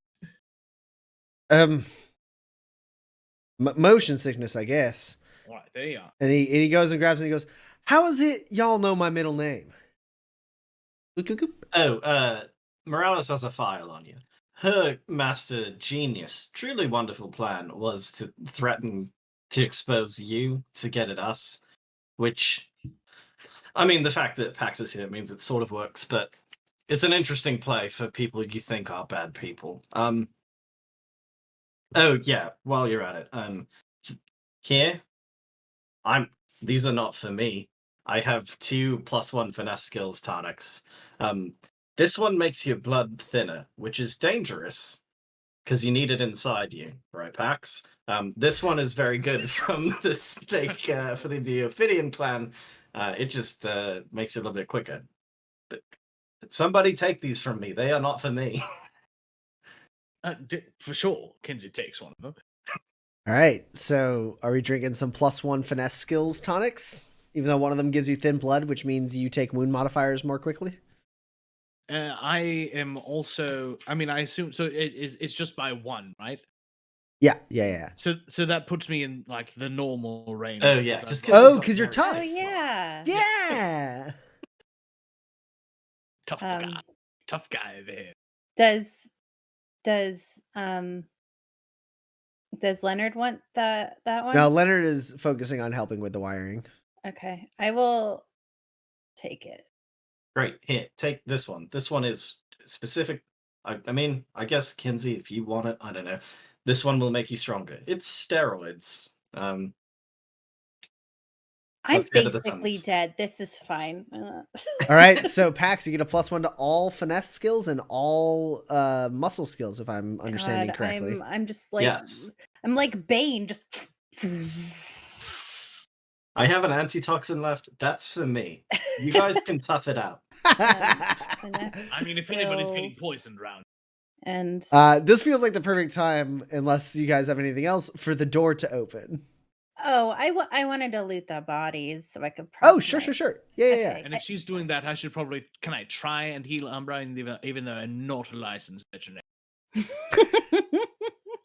Yeah. What? Just with like a first aid cube or with the med kit? Can I use the med kit here? Yeah, you can get it from Roland. I So that's We have med kit two. and They both that have was one. Sierra. yeah. So that's 3 automatic heal on Umbra just from using a first aid cube and a med kit, and then you can roll first aid to see how that goes. Great. Pax, you loot the body. You find that the guards, their firearms have palm readers on them, rendering them effectively useless. Oh, come on. Only they can use their weapons. So there's a bad, like, you grab it's a double barrel like rifle, like one barrel on top of the other. It's a nice rifle, but it just like a big red light comes when you like hold it, and it's like toss that aside.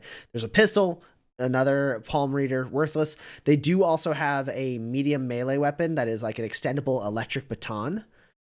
Non-lethal weapon that is at your disposal. Nice. You have 2 of those if you want. There's Yes, 4 I do want guards. them. You could have 4 if you wanted, but I do want 4. We'll throw them. they're not good for throwing. I could maybe throw them. It might happen. All right, Daredevil. And then so the other thing you find is 2 spurs and a tier 1 healing tonic. Okay. Oh, Tier- and mystery God, tier you loot 1. all 4 bodies, right? Yeah. They all have excellent quality filtration masks. Great. Well, I hand those out. I know maybe Roland doesn't need one. I do, but I would like mine back. Did Pax I have take it? yours? You've been wearing it. Oh, well then I don't have it because it was. Oh, it was taken. Yeah, you're like, I want mine back, and she's like, it's in jail. You can have this one. This one is ugly. All right. I do have to point out, I have repaired this door, thereby earning us all an XP. Yeah. And me a grit. Cool. Someone was threatened with violence, and I take stuff. You deserved all this stuff. Oh, come on. Come on.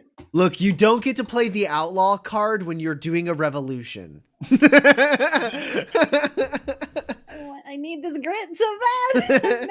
I've never aimed for grit so hard in my life. You deserved it all. I don't know if you have any other triggers, but that one's nothing. I don't.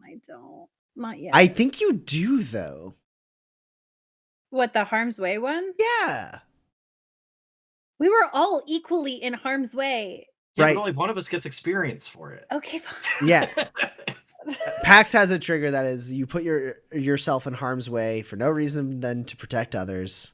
Okay, Addie, you have to change at next level. You take something you want but don't deserve. I know we're B at max level, but you are a good guy now. That one you're never triggering.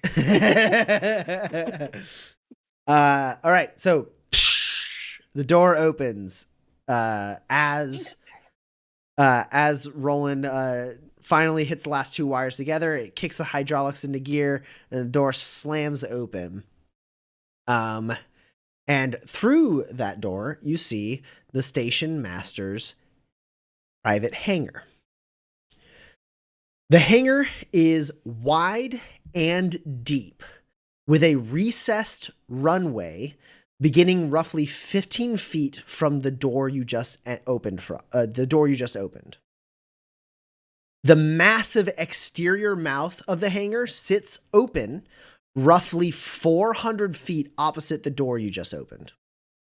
There are 4 ramps throughout the hangar that lead down to the recessed runway, 2 of which are to the left and right of where you all are right now, about 20 feet away, and 2 of which are about halfway down the length of the hangar. A landing pad near the exterior mouth of the hangar, above and to the left of the runway, is home to a large rotocraft with 2 propeller wings that looks as though it is being loaded with various crates and cargo. The hangar itself is full of workstations, crates, and even a few smaller vehicles in different states of repair. Attached to 2 tracks on the ceiling, are two massive metal beams with crane and pulley systems. These beams are positioned perpendicular to the runway and seem to have the ability to be moved and positioned up and down the length of the hangar. Throughout the hangar, you see about a dozen security guards positioning themselves to defend this place. About 80 to 100 feet down from you on the left side of the hangar, blocking the direct path to the rotocraft, there are 3 security guards who have taken positions behind cover. Over about 100 feet beyond them, on that same side of the hangar, you see 3 more guards getting in position as the last line of defense for the rotocraft.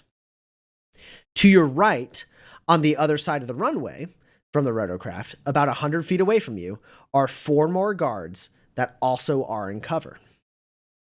And just behind the group to your right, you see a guard piloting a modified cargo strider that appears to be fitted with some sort of weaponry that is like kind of like marked over the top of it. So it's not quite like a loader bot type thing, but he is in like a rooster strider that has been retrofitted for like cargo loading. It does have like kind of like mandibles that work to like lift things up. And then also over one shoulder, there is a large, heavy firearm. The moment the door opens up, you kind of scan this room. Some shots start firing. You take cover, and then a couple grenades drop just about like 5 to 10 feet ahead of you, and gas begins pouring out of them, obscuring your view of the rest of the hangar. But not before you get a glimpse of Captain Morales stepping aboard the rotorcraft.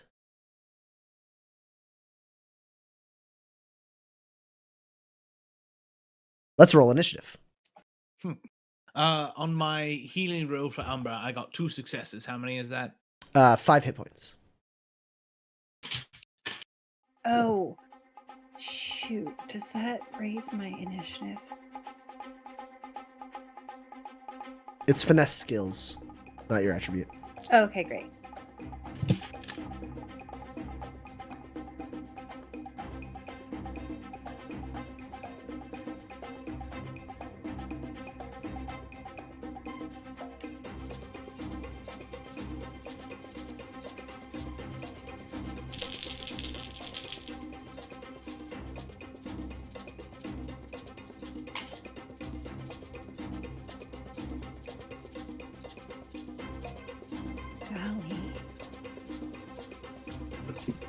Is it out of hand for me to say that I mounted Umbra as soon as I was finished healing him?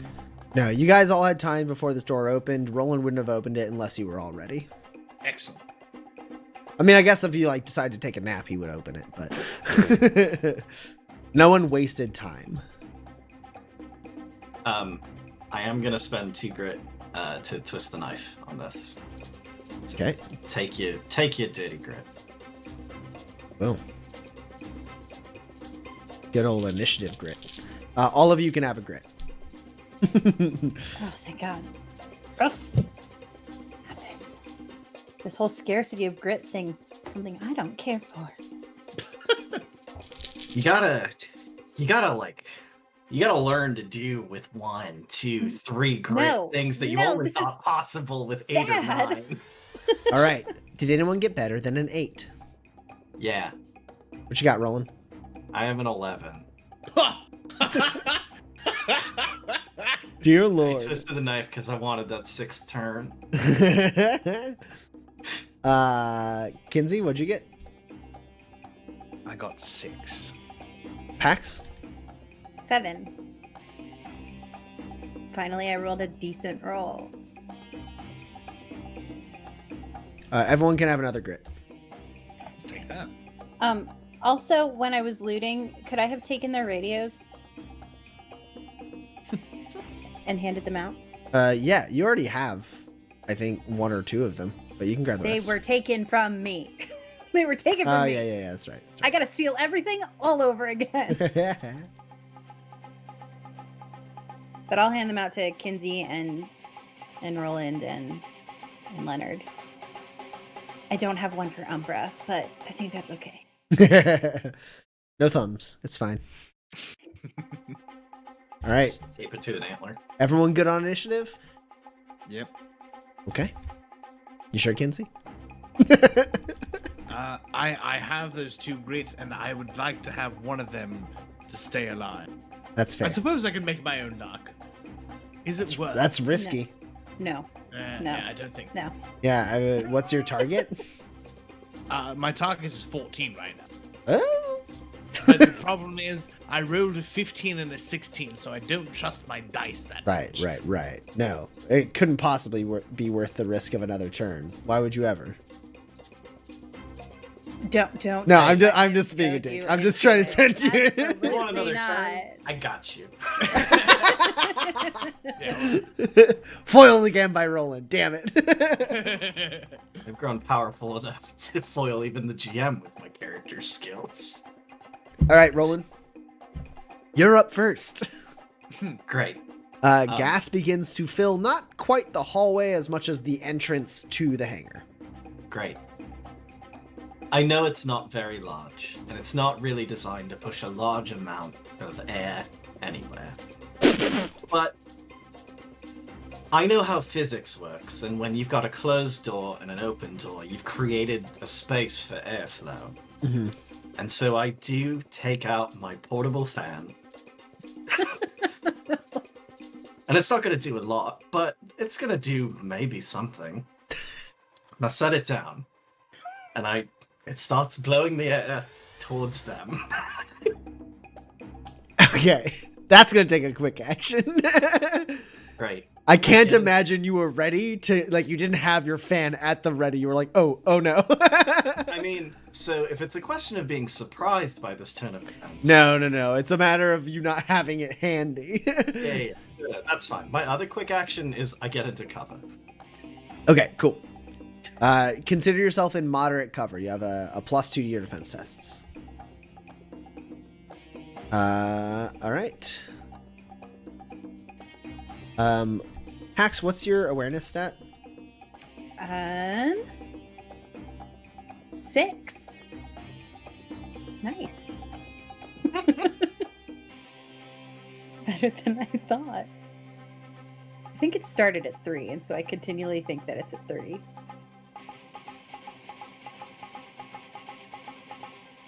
All right, so gunfire starts ringing out. I need everyone to roll a defense test. Everyone but Roland is in light cover right now.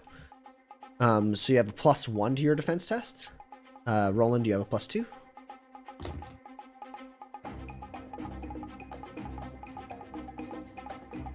What? The action.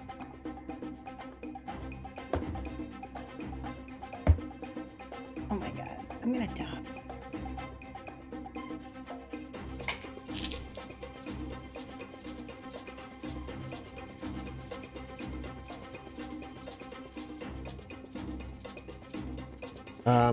Pax, what did you get? A 9. I also got a 9. Which does mean you take, unless you spend grit, you're taking 5 damage with 2 armor piercing. I don't have an option. Okay. Your armor has toughness now, though. Oh, my armor does have toughness. Yeah. It has 1 toughness. It has 1 toughness, so it's just 4 damage with 2 armor piercing. Okay. So that still brings me down to 8 hit points. Roland, what did you get? I have an 11. You are fine. Cover! Kinsey, what'd you get? I got an 8. Okay. Kinsey, you get hit. Mm-hmm.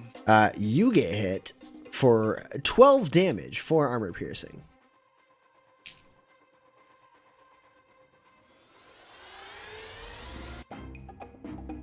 Marshall Yen also appears to be hit. It's a light hit, but he does kind of drop to a knee as one of his legs does get hit with a bullet, and he pulls it pulls behind a crate. I assume they also shot at Umbra, didn't they? Well, you were kind of keeping Umbra back in a way, so I'm gonna go ahead and say no. I appreciate it. Umbra's extremely fast, so like Umbra can kind of hide completely out of line of sight and still make it to pretty much anyone. So if we were playing like on a grid map or something, right? Like it would make sense. He has so much movement. It would make sense to have him be like around the corner slightly, waiting for you to give a whistle. Yeah, I don't know why my dice hate me tonight, but I rolled 15, 2 16s, and a 7. Rough. This is a bad session to roll badly on. No kidding. Okay. So that is the security team's turn. They threw grenades and also shot some shots. Pax, you are up. Okay. Are the grenades still producing smoke? Yes. There are 3 grenades producing smoke. Okay. If you were to like kind of like the smoke cloud itself basically just kind of is hanging around being slightly pushed but still being produced. It's not like basically it is a mass of cloud that can be run through to what you saw was like some kind of like cover area if you wanted to. Like it's not like the entire hangar is going to be full of smoke. This hangar is massive, but there is a cloud of smoke kind of hanging around the door. Okay. I would like to pick up one of the grenades and huck it at the 3 guys on the right. Okay. Do you If I have to break out of the cover to do that, like you'll have to. Because the grenades didn't land next to you. The grenades landed about like 5 to 10 feet in front of the door. Yeah.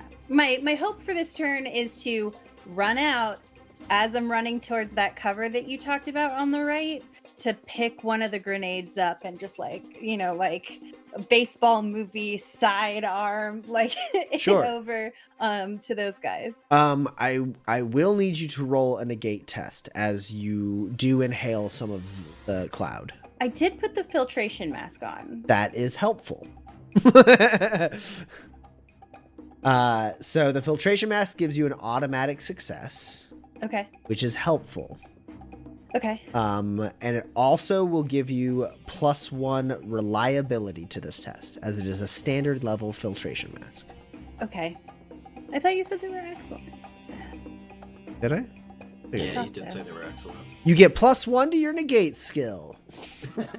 Okay. Because apparently they're excellent. Let me adjust my note here. Sorry. Okay. So...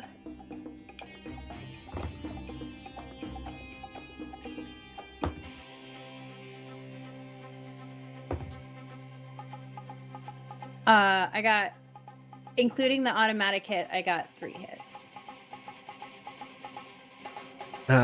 All right. You got 3 successes? Including the automatic one. Then you are fine. There are 3 properties to this tonic, and you're able to avoid all of them. So you rush in. You have the filtration mask. You can kind of like feel it working as you like kind of breathe in, and like the air is a little like thinner, and you grab this thing and you're hucking it at the group to the left or the group to the right. The right. Where the vehicle is. I am trying to cut a path for Roland to get to the vehicle. So I want to take out the people on the right. So the vehicle's also on the right. Yeah, that's what I'm saying. He has to run through the people on the right to get to the vehicle on the right. Okay. Right? Go ahead and roll a range test. Okay. I'm so strong. Also, it looks like we have Manifest's premier artist, Schmandrew, Andrew Thompson, in the chat. Hi, Andrew. Hi, Andrew. See that logo up in the top left? He made that. Yeah, I love that logo. Yeah, that's awesome. Great to have you here, Andrew, in this climactic battle that we're having in a hangar. Ooh. So far, They haven't died. That's not hopping at ATST. Okay. All right, Pax, what'd you get on your roll? Cool. I have a 12 high. No, I need to know successes, because when it comes to something like this, you roll to see how well you place it. Oh, 4 successes. It goes exactly where you want it. So you're not only able, like, you land it like to the left slightly of this group on the right. That way the gas like hits them, but like leaves a clear path to the vehicle, which is still being operated by a person. There's still a guy there. There's still a guy I'm there. fully aware, yeah. I can only do so much in one turn. Let me see how they do on their tests.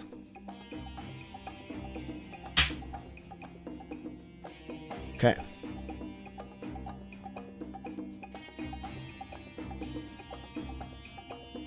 Just plowing through all my dice. Every single 20 I've rolled. This is the most 20s I've ever rolled ever. So their filtration masks do a lot of work. But you do hear a little bit of coughing and like shouting as the gas is used against them. And then you pull into cover. Using your other quick action, you have light cover right now. Okay. Where's all the good cover around here? God. They have it. They're using it. Unfair. Rise up. Tax the rich. All right. Leonard follows your lead.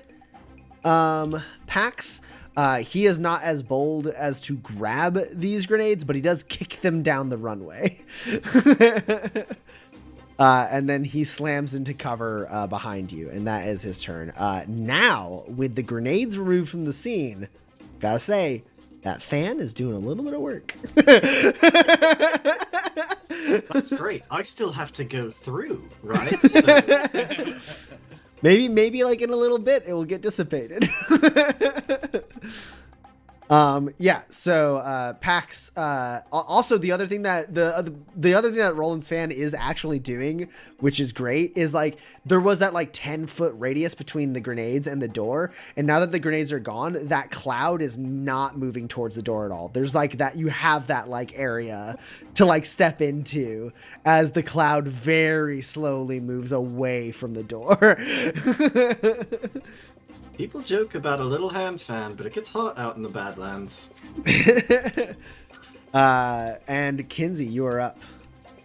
I've noticed that that Roland has been eyeing the power loader, and I think I'm going to try and shoot that guy first. Okay.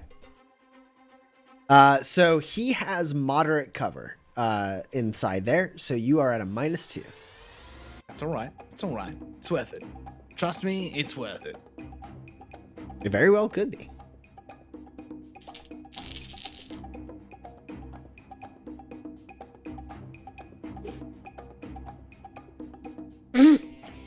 Well, when I roll like that, it's a pretty good chance that it is.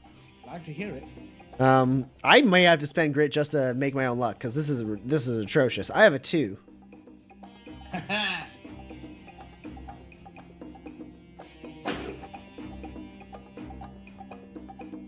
All right.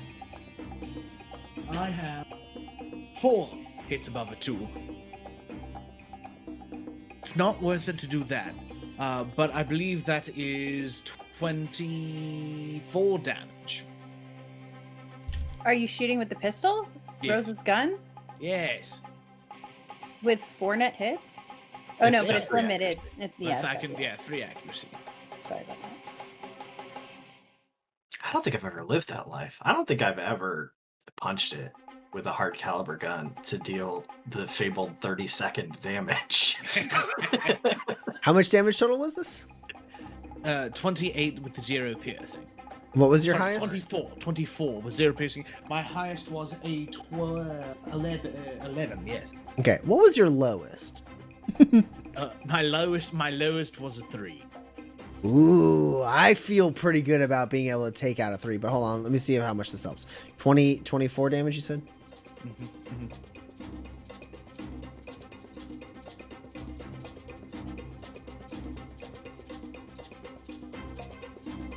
And And remember, I got full hits, so you also have to take out that full.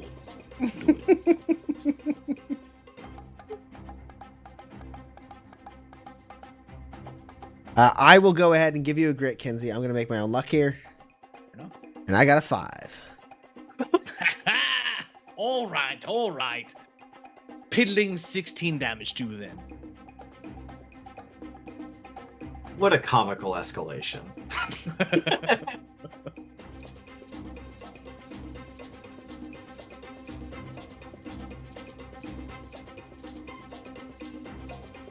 Okay.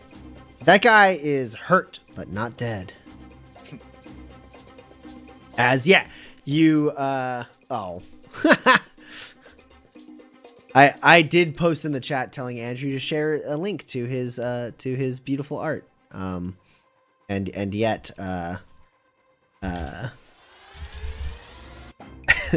our very good website did stop that. Twitch did a good job of censoring it. So there you go, everyone. Go check out Andrew's art. He's a great guy. And you should buy some of his art because, you know, he's a great guy. And his art is friggin' dope. Super incredible. So yeah, there we go. And you can follow him on Twitter at Schmandrew. Yeah. And also, if you follow him, maybe, just maybe, you'll find a cool Manifest playmat in the near future. Who knows? Ooh. You like that cover art, yo? You want to play Magic the Gathering on that cover art? What specific? All right, anyways, back to the deal. Kinsey, you swing around the corner. You grab this heavy hard caliber. It was the pistol, right? You grab the hard caliber pistol with 2 hands again. You level Rose's gun in front of you. You shoot another shot. You're getting slightly used to the kickback at this point.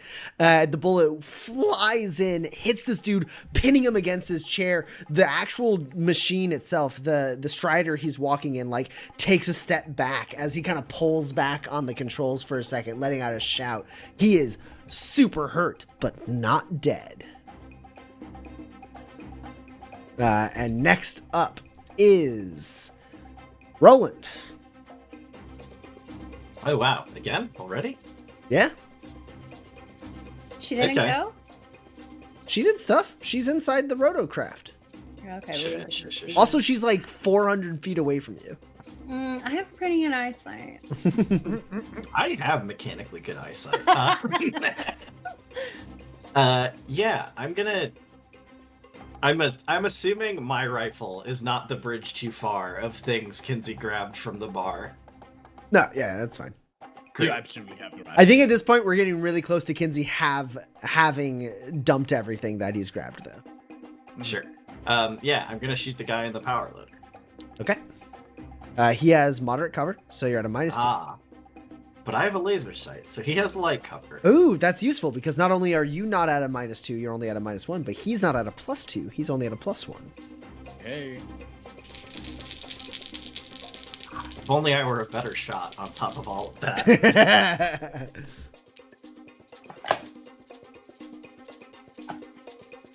Okay, well, it has 2 reliability. You are up. Oh wait, he has a reliability. Nope, doesn't matter. You're up against 10. Aha! I've got a whole 3, so good turn. Roland, you square up with the rifle. You don't break from your cover. You're kind of in the door frame, and you take a shot, but it goes a little wide. You're able to see pretty well through the fog, better than most, and yet it's still a little too much as your shot just goes a little wide. Yeah, I mean, I'm not very good at shooting, is the thing. Alas. All right, back to the security team. Y'all gonna get shot a lot. So, Kinsey, you're gonna get shot. Oh gosh, how many times? You're gonna get shot 4 times, Kinsey. I don't like that. No, thank you. What? Pax, you're gonna get shot at 3 times. Roland, you're gonna get shot at 2 times.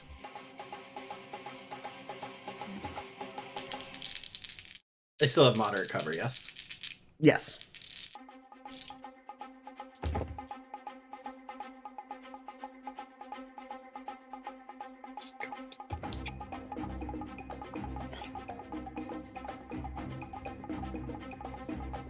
Hey chat, do you want to see how many 20s I've rolled this session?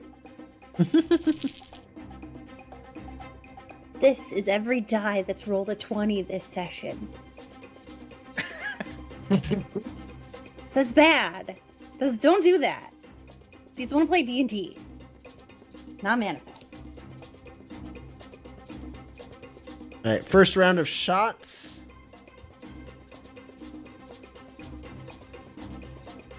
Kinsey, you're up against the 13. I've got a 13. Oh, wow. Okay. You take 6 damage. 6 damage with 4 armor piercing. Roland, what you got?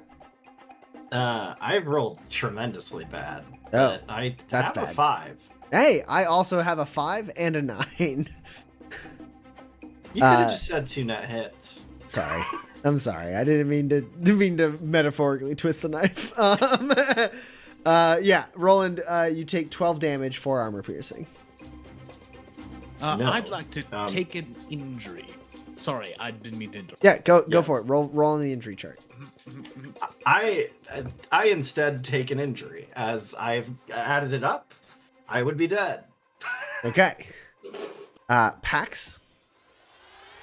For my first one, I rolled a 14. Okay. Well, that one passes. I had a 10. Okay. Do you want to know my second, or are we going in round robin? I'm going around robin. Okay.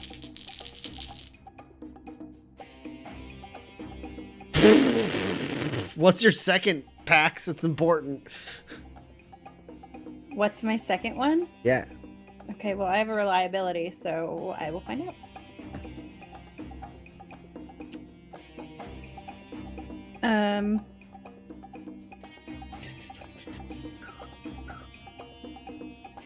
So covers +1. Armor's a -1. This is my second time. Oh. You got cover, right? You have light I cover? I have light cover. Let me know what you rolled. My roll is not as good as I thought I was. I have a 12. Balls. I don't think I'm gonna spend my grit to hit you with my 2 13s. I hope not. Because I would have to play to the not play to the gallery, but I have to go it strong to be able to count those 13s, and I don't want to spend 3 grit. Okay. But I did want to hit you, so. And then Kinsey, you are also up against the 13. This Sure. You don't have cover, so I can actually count that one. And Roland, you I are. had light cover. So to get a shot where they didn't have cover, you would have had to move out of your cover. Sure. You had light cover by like benefit of just like being inside the hallway. But for you to take a shot at these people, you would have had to. Well, he shot at the power loader. Yeah. So like I assumed that you wanted to get rid of any other modifiers, so I assumed you stepped forward. But if you want to be shooting out a -1 this whole time, like we can give you back your cover. No. I that was the roll that I made up. Yeah. By the way, my injury is I've had a hard fall. Oh no! Not prone, cannot move. Neck. And it has just sort of hit me how much I've run today, and I am exhausted. Oh no! What's the exhausted mechanic? It's a -1 to everything. Cool. Oh no. For on your your next- Forever. Forever. Oh, Yeah. no. Yeah. It's a tier 2. It's a tier 2 injury. Oh sure. Because I've run so far today. Yeah. So the bullets start flying, rolling, and you're like, Jesus. I should do more cardio. No, you know what? I'm gonna be mayor. Mayors don't have to run, except for office. Yeah, Kinsey, you get hit, your armor soaks the entire shot, but you go flying back and slam onto the ground, knocking the wind out of you. So your next attack, Kinsey, did you already roll your defense test? Yeah. I have a 13. What you got? 7. Okay, that knocks one of mine away. So that's 6 damage, 4 armor piercing. Okay. I'd need to take another injury. Okay. So now you roll, I believe, 2 d20s because it's your second injury, right? And higher number, right? and the higher number, and it's on the tier 1 Tier injury 2? chart. Or is it It's still only tier it's only 6 damage, so class 1? Yeah. Okay, fair enough. Right. don't forget your armor's toughness also. So you're only taking 4 damage here, I think. It's enough. Okay. Although I do have that. Wait, it doesn't help me at all, but that's fine. Oh boy. I just know that I'm gonna need those hit points for later. Okay. Well, that's a natural 20 there. So I have been set back. Bullets just start whizzing around Kinsey. You're knocked to the ground and you're like rolling on the ground to try to avoid shots. And it's losing you a lot of time. Yeah, perfect. Let's roll that third shot, shall we? Roland, I said 2 shots were coming at you, yeah? Yeah. So the final shot coming at you is a 10. I have an 11. Okay, you are fine. Cover!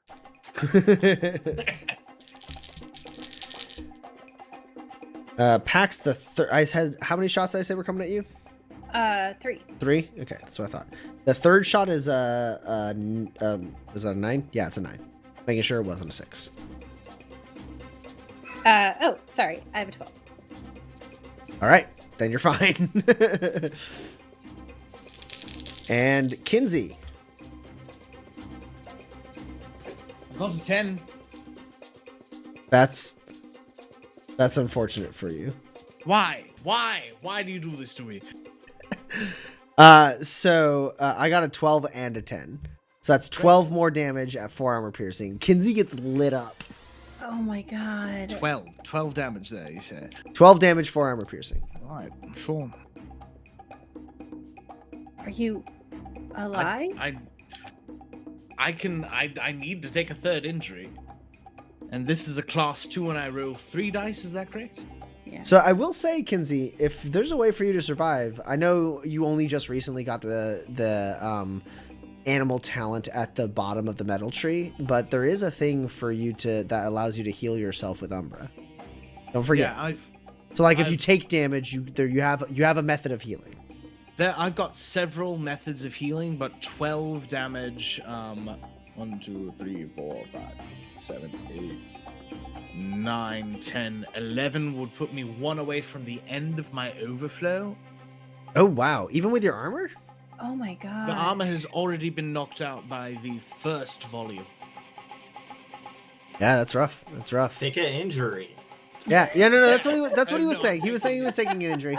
I just wanted to make sure, because I know there's a lot when you have that connection with your animal. There's like a bunch of things. I've also got just a flesh wound, I believe, which helps me. Oh no, not just a flesh wound. What's it called? Shrug it off. Shrug it off. Thank you. Yes, you know your game so well.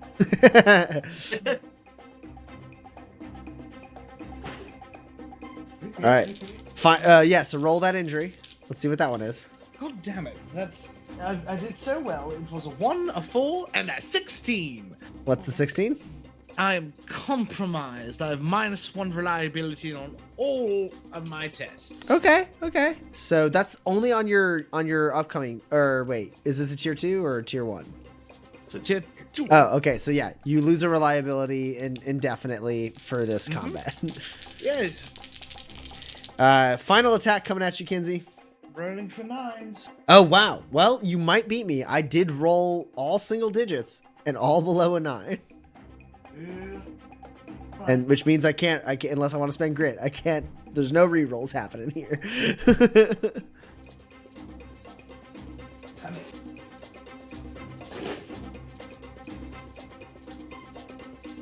How's a 7 strength?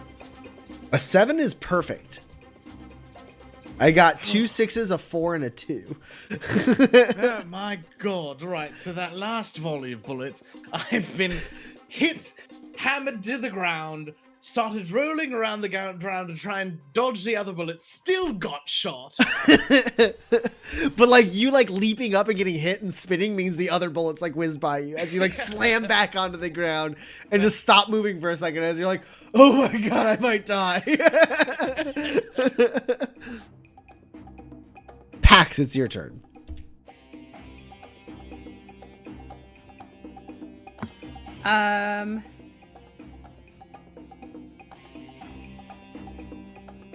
Okay. I have a terrible idea.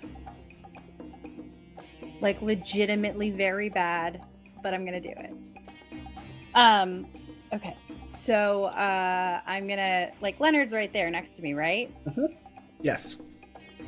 Great. So I'm gonna like give him the map gun like back. I'm gonna like You push give it him into you give him Lemaire's his- gun back. yeah, his chest. And I'm gonna be like, I think we can do this if you just get Roland to the autoloader thing. Don't worry, I can do this all day. And I'm gonna run out into the middle of the thing, and I'm gonna say something like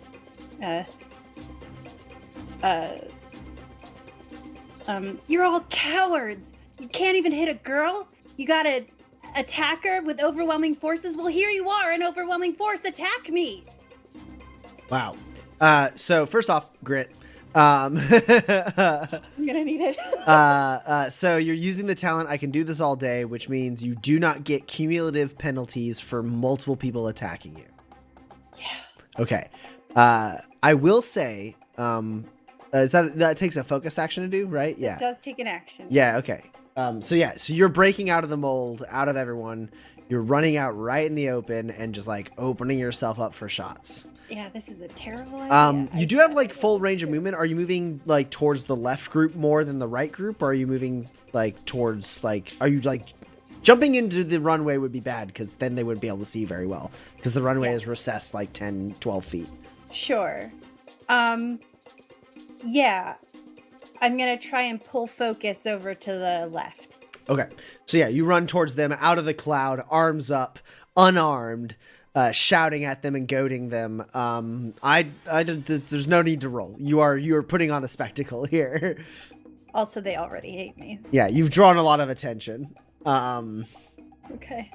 All right, so that's Pax's turn. I'm high on uppers.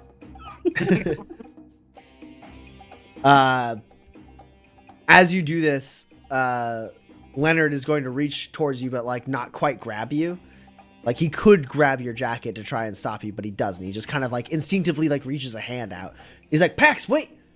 Oh, God damn it. And he like grabs the gun and like looks at Roland, looks at Kinsey being shot at, and then like focuses for a second, puts out both guns, and with his normal gun, kills the guy in the autoloader.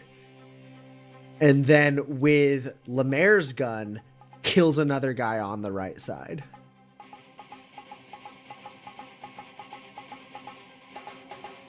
They were already a little hurt from the toxin.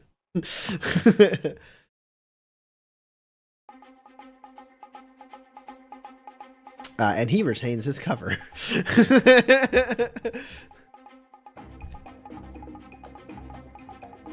All right. Next up is Kinsey. Kinsey, you are not able to move. The wind has been knocked out of you. You suffered a hard fall. Things are bad. This is your last turn because you lost initiative, right? So you are alive. You are hurt. Let's not forget, Umber does go on your turn. We didn't do anything with Umber last turn. I think that was intentional. But, you know. Yes, it was. You have many actions. What do you do? I can't move, but I can shoot, right? Absolutely. Yeah, I'm going to shoot at the 4 to the right that don't have any cover. And I think I would like to use my light firearm so that I can shoot 3 of them twice. Okay. How twice? Because it's a quick action, right? With Yeah, my but you light. can only attack with a weapon once. So it's only you only get to do it the one time. That being said, you can still attack them. I will point out you said no cover. They do have light cover, so you're at a -1. Yep. I think I do have one more light firearm. If you would allow me, Ed, because I did grab all of the weapons, but can I have kept that one light firearm that I did make? Oh. Like one of the ones that you would have given the revolution? I mean, that was what we made them for originally, but I think if it can be the last item in my bag, I would like to use it. Yes. I gave you kind of a like emptying like scale. This is the last of that scale. You can have grabbed a light firearm that you made. As you pull it out from like behind your back, and then you pull out, you like holster Rosa's gun, and in like a smooth action as you holster it, just lower your arm a little lower onto your thigh, and then draw your like burst fire pistol, and yeah, so you don't have the pistolero talent, right? Or I certainly do. Oh, you do. Oh yeah, right. Because the original thought was like you would have your rifle in one hand and shoot with your offhand. Cool, you're good. Everything's great. What do? You shoot. Which one do you want to shoot with first? So I'll shoot with my pistol first at 3 of those people to the right. Okay, cool.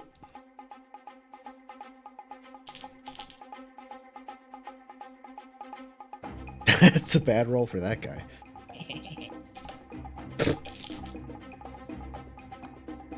Okay, that is a respectable roll for that guy.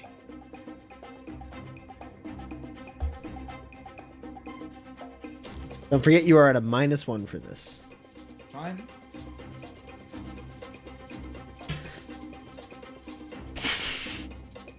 Oh, reliability. Okay. So I have a 6, a 10, or I guess if I was going to go in order, a 6, an 8, and a 10. 6, an 8, and a 10. So over the 6, I have 3 hits. Okay. Over the 8, I have 3 hits. Over the 10, I have no hits. Oh, that guy doesn't get hit at all. Okay. Yep. How much damage on 3 successes? On 3 successes, that is 15 damage.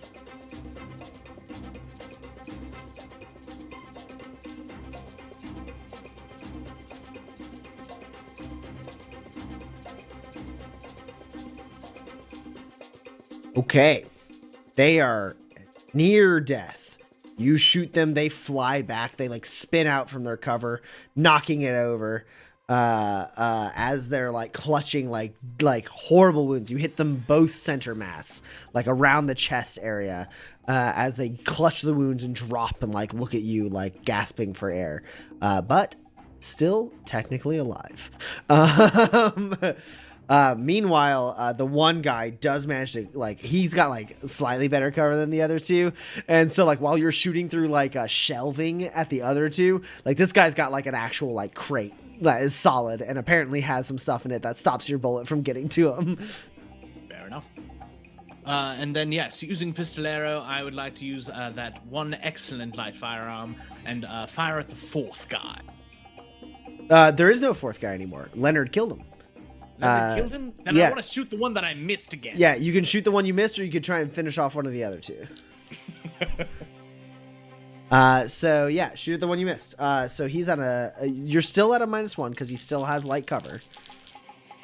But he loses the benefit of it on the second attack. No, that's such a bad roll. Okay, so he has a 4. Oh my god. Reliability did nothing for me there. I rolled a 1, a 2, a 3, an 18, and a 9. I am so upset at your fall. Wait, what? Wait, what? He lives on a 4? So that guy has like a comical, like, he's like clutching the thing, and there's like pew pew pew pew pew pew like over him, and he's like clutching it, he's like oh I'm making my own luck come.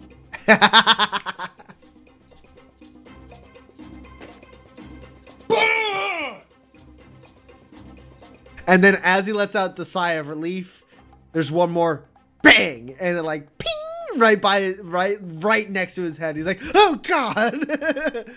But It was a 20. For those of you watching at home, it was a natural 20. yeah, so that dude still only harmed by the gas that Pax made him breathe. Okay.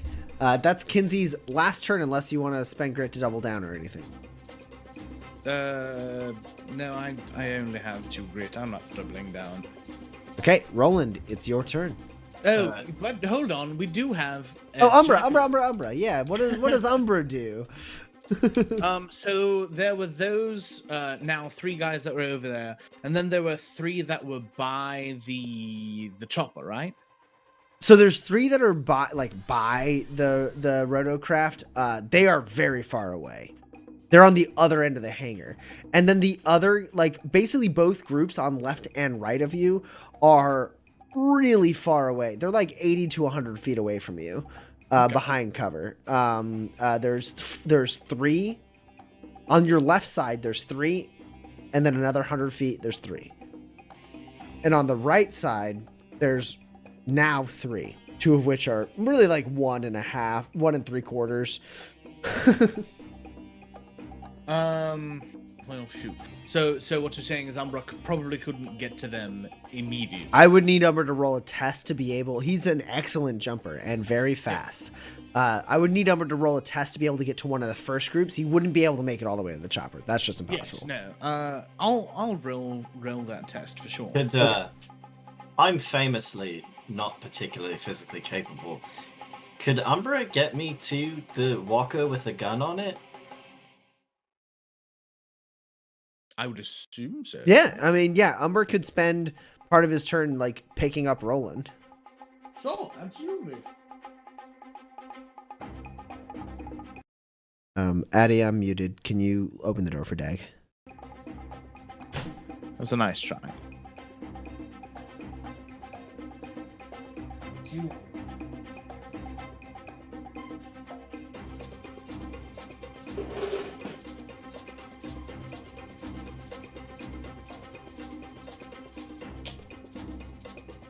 Yeah, so I didn't quite... Oh, I muted the music, didn't I? Nice. Thanks, Argot Lam. I'm used to my audio being the bottom track on OBS, so I muted the music instead of myself. I was just trying to... Yeah, our dog was really wanting to go see Addy. He's a little brat. He's just hanging out with Addy in there. He was done with me and was whimpering at me. So I had to let him into that room. Oh well. Not as smooth as I thought. Addy, you're just gonna hang out with Dag now? Alright. Kinsey, I didn't make this clear, but it is a body test. It's like athletics, basically. Yeah, right. And with a body of 7, I am rolling 4 dice, right? I've been doing that right this entire time. Correct. Okay, cool. 4 dice, no reroll, but the target is your wrangle. Yeah, right. So.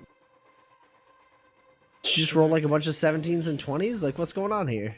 I don't know what's going on today. I rolled 2 13, a 17, and an 8. Is your wrangle not 13? It's 12. Rough. So I could spend my last 2 grit to count these 13s, or I could just stick with the 1 success. If I stick with the 1 success, he won't get there, right? I mean, correct. He'll get there, but he won't be. Will he at least get to Roland? He'll get to Roland, but he won't make it to the people. He's going for the mech anyway. Yeah. He won't make it to the people. If you were to spend the grit, he will get Roland to the loader. And then you get to roll 2 more dice.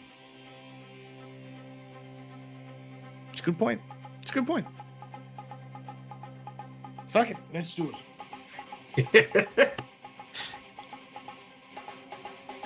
Watch before your eyes as this roll that was you can get to Roland turns into you drop him off at the mech, you roll up, and then you kill 4 guys. Right? Yeah, Right? If only I rolled in. So at least I still get 3 successes because I can count those 13. But I rolled an 18 and a 20. Wow. This is the worst game I've ever played in my life. Man, your dice want to be playing D&D so badly. So badly. They're very confused today. All right. So, with 3 successes, Umbra is able to sprint in, grab Roland, and then blow past you, Kinsey, like piercing through the cloud, leaping over it even to make it so Roland doesn't have to roll negate. Lands down. Roland, you kind of got like grabbed by the belt, and you grabbed onto some antlers, and you're like, ah! It's fine. And then you land on the ground and are let go, and you drop down, kind of do like a little bit of a roll and bump up against the leg of this cargo loader, and like there's like the dead body kind of half hanging out of the like cockpit. And Umbra gets there, and with 3 successes, Umbra can take 1 quick action attack at one of the remaining 3 people over there. Love that.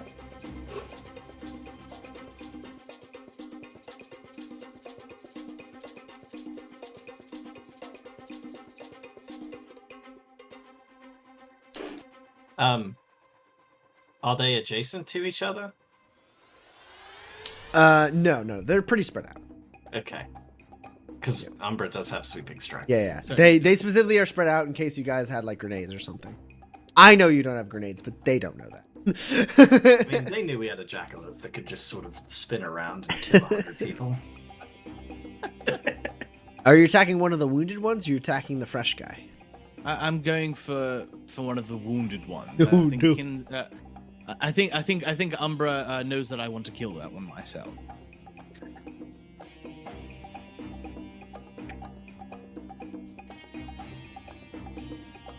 All right. So I got an 8.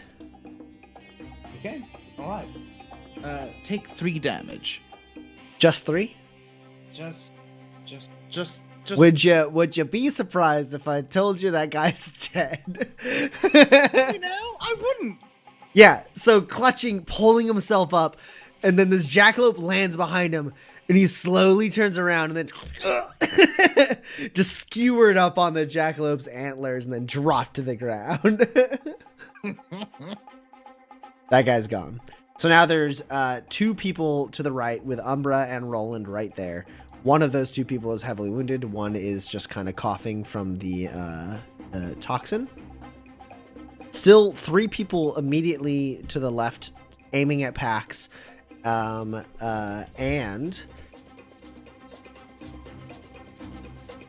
now, Roland, it's your turn. Great.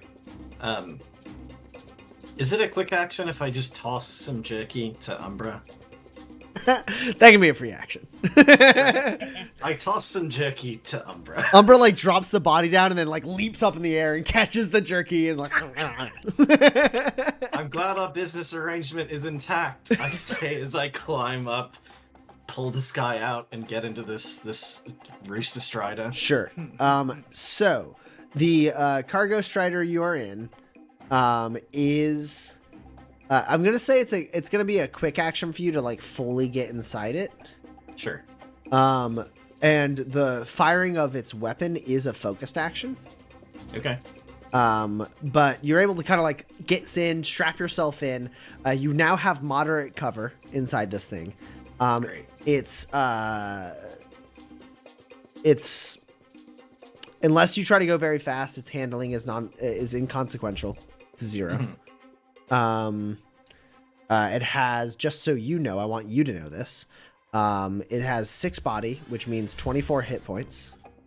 Do you want to just copy and paste this into our Discord? It's just a couple things. Okay. So 24 hit points because its body is 6. It also has 15 armor with 6 toughness. Is it 6 toughness? Yep. Okay. And there's only 2 more things you need to know about this, Roland. Mm-hmm. One is it does have a driver operated weapon, which is the thing on the shoulder, the heavy firearm on its shoulder, which does allow you to roll drive as your attack. The second thing you need to know, should it come up, is because it has those loading mandibles, it does effectively have ramming plates. Now, its speed is bad. its speed is a -1. So, like, not like bad, but like a little. So it's not, it's a toss up between which is better, the gun or the ramming plates, but this thing can smack stuff. And that is what you need to know about that. I'll post the stats for the gun. Okay. In the Discord for you. This doesn't perhaps have like a reinforced transmission, does it? No, it does not have the whatever, I forget the exact name of it, but I know what you're talking about. Okay.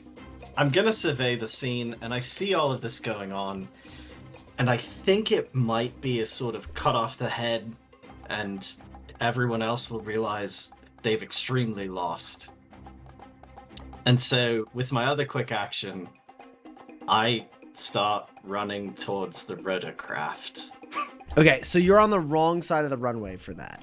But you can start, like, basically it's either you run past I packs. don't need to be next to it to shoot it. I'm just trying to get closer. So you want to get, like, a good shot. So you're running down the right side of the hangar. Yeah. Okay, cool. Yeah, I start moving down the hangar towards the rotorcraft. If it comes to it, I can jump this runway, maybe. Who knows? No, no, you're not in this thing. Well, I'm a pretty good driver. But I just had to know if you were gonna swing around and run down the left side, like run like. Oh, no. I'm more interested in closing distance to like get a good shot as opposed to like being able to ram it. That's Cool. crazy. So you and the arms like turn and the legs follow, and it's like as you start making your way down the right side of this hangar. This thing's not incredibly fast, but you are using your quick action to change the acceleration, I assume. Yes. So go ahead and roll a drive test for me. Let's see how well you change that acceleration. So this doesn't. The speed and handling don't affect this, right? It's just, or do they? I want to say that speed does matter, but I don't actually know that. 1 second.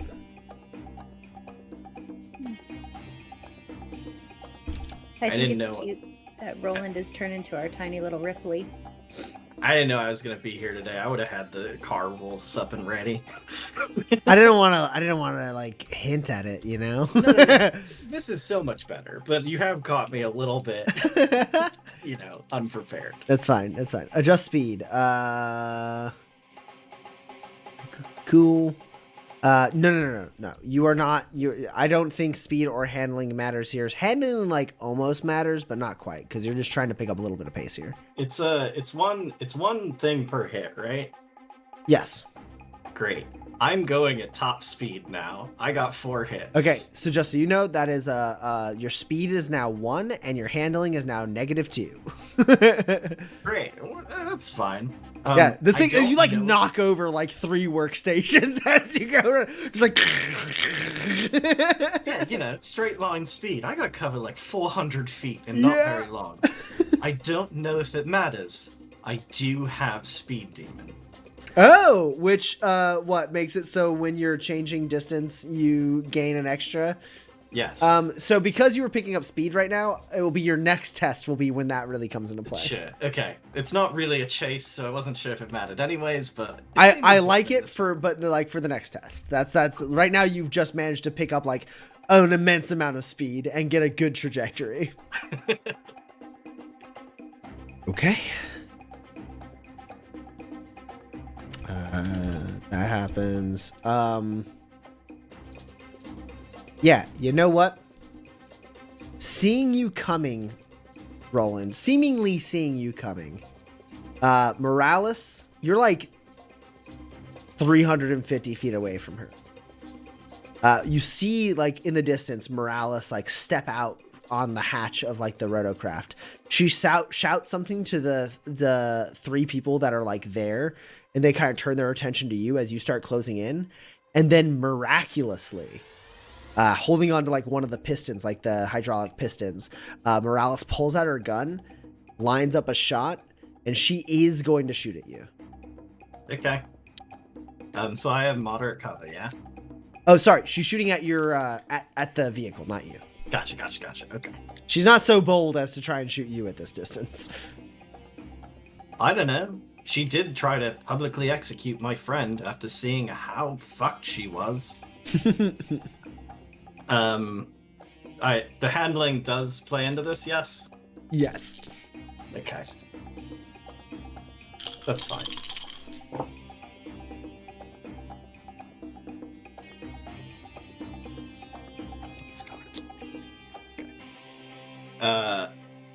I have an 8. Okay. Take a grit, Roland. I'm gonna play to the gallery.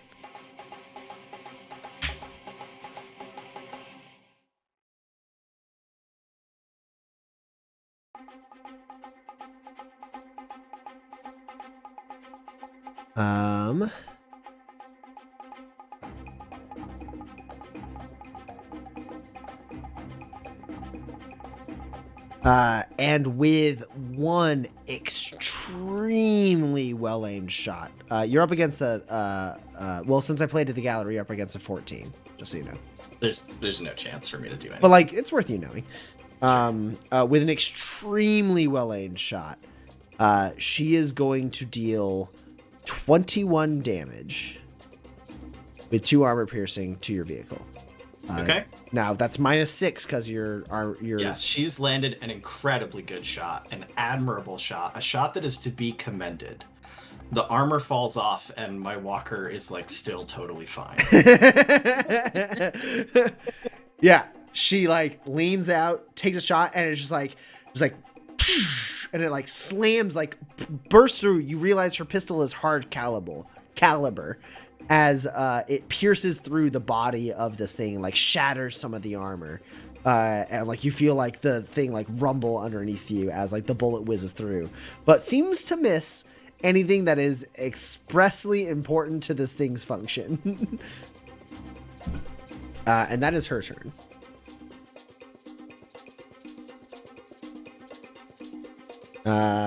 And back to the remaining security people. Hey, Pax. Yes. You drew a lot of attention. Is this the result of my bad idea? I need you to roll 10 defense tests. Okay. Jesus fuck. No penalties. Nothing like that. Because you have, I can do this all day, but they are going all out just shooting at you. Okay. No, like trying to like position or jockey for cover. They're using their double barrel rifles, just firing on you, guns blazing. Okay. I'm just gonna write down the highest number for each of them. Yes.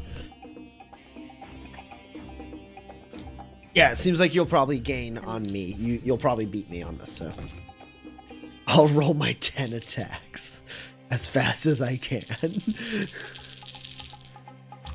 I'll run out of dice though, so. Okay. I'll just do the whole array. I think that's better.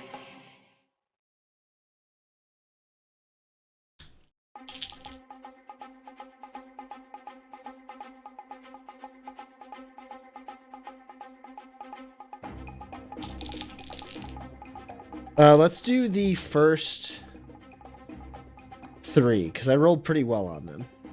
Okay. First one's a 12. I rolled a 14 on that one. Okay. Second one is a 10. Interesting. I will spend 2 grit to play to the gallery and count this 15. The next one is also a 10. I have a 14. Should keep track. Attacking you 10 times. That's 3 right now.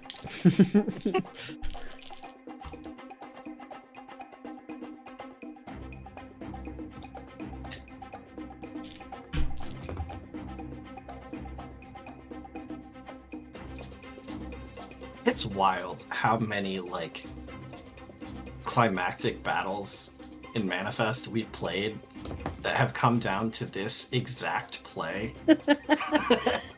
It's a good play is the thing. All right, take down the next 3. First one's an 11. Okay. That one is a 13. Okay, next up is a 9. That one is also a 13. Next one's an 11.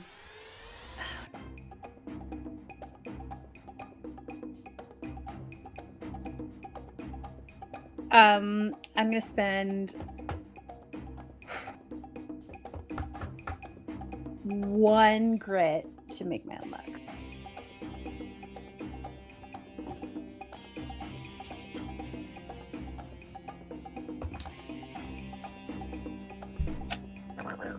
That's a 12. Okay. So that's 6 more out of the way. Or sorry, 3 more out of the way. We're at 6 attacks. Moving on to attack number 7. Oh no, that's so bad. It's okay. 2 of the 7 and the following one are the very hurt person. Okay. All right. First one's a 3. Okay, I have an 8. Next one's a 1. Oh, I have a 13. Yeah. So that's the guy that like Kinsey almost killed, just like firing from like his like slumped over position, just like gah, gah. Like everyone's just like basically one of the like ones that was like fresh on like the other side is like, get her, right? And so like everyone focuses fire on Pax, and even that dude who's like dying and like the jackalope is goring his friend to his left is like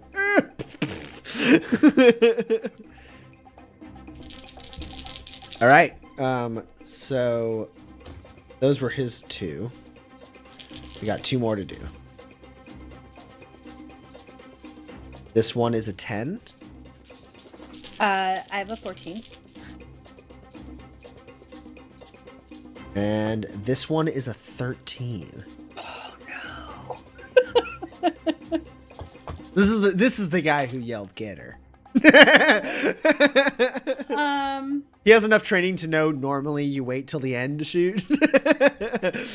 Not knowing that it doesn't actually mechanically affect you. So I have 2 grit left. So I'm gonna spend 1 grit to play to Make your own make luck. my own luck. Okay. And then we'll see what happens. I might use the other grit to be down, but not out. Okay. Yeah. That's oh no. Okay. Well, I don't think that necessarily helped. Sad. I have an 11. Okay. So that is 6 damage with 4 armor piercing. Oh, hey, still alive. What? All right. So that's wait, you said 6 damage, 4 armor piercing. Oh, I'm still very hurt. Okay. That's it, right? Yes. Okay. So Pax steps out, puts her arms up, and is like, I can do this all day. And someone's like, get her! and just bullets start flying at Pax. And at first she like does like a couple like quick like dodges to avoid like the first few shots, and then the bullets start flying in a little faster. She does like a handspring back and then rolls forward and then like leaps to the side, like putting herself behind like a tray or like a like rack of like supplies, and the supplies are just getting torn up by bullets.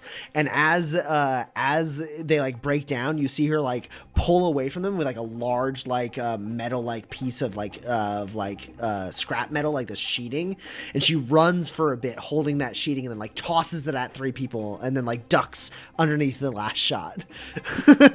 and then gets like clipped on the shoulder.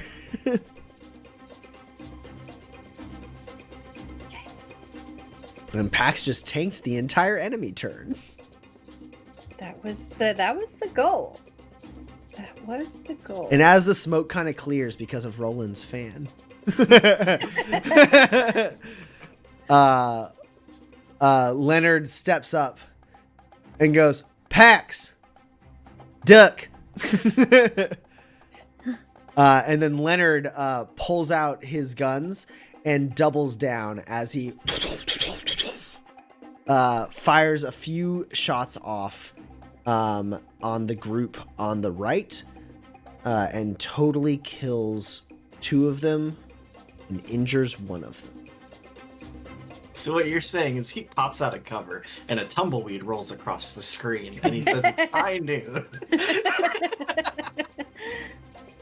Now there is 1 person in front of you, Pax, who is a little clipped. His armor's mostly hurt.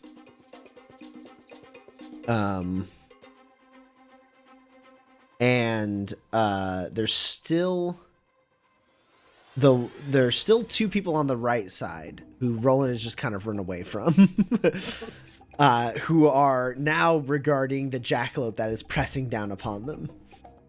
Mm-hmm. Unfortunately, Kinsey and the jackalope are out of initiative. But having held his turn until now, Roland, you're rushing forward, and you see the 3 that are like kind of like these like kind of like more better equipped like parts of the security force that are like trying to like move. They like kind of move to the side of the runway, getting in position to try and like get a beat on you as you get within range. And then there's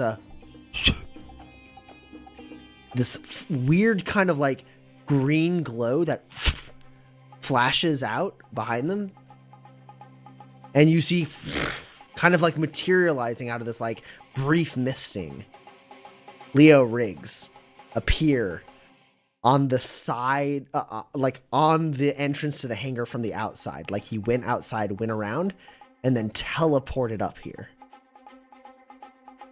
And they sit there with their guns trained on you for a second. Then one of them sees Leo like appear and like stumbles back into the others, and they turn, and Leo pushes up his sunglasses and then reaches down, pulls out his 2 weapons and shoots out a burst and a burst, nailing those guys with darts. And they start getting woozy and stumbling, and one of them drops all the way down on the runway and breaks his neck. Roland, roll observe for me real quick.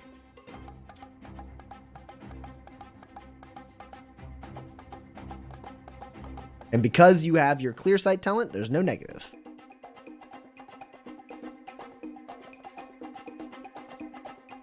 That's okay. That's extremely ominous.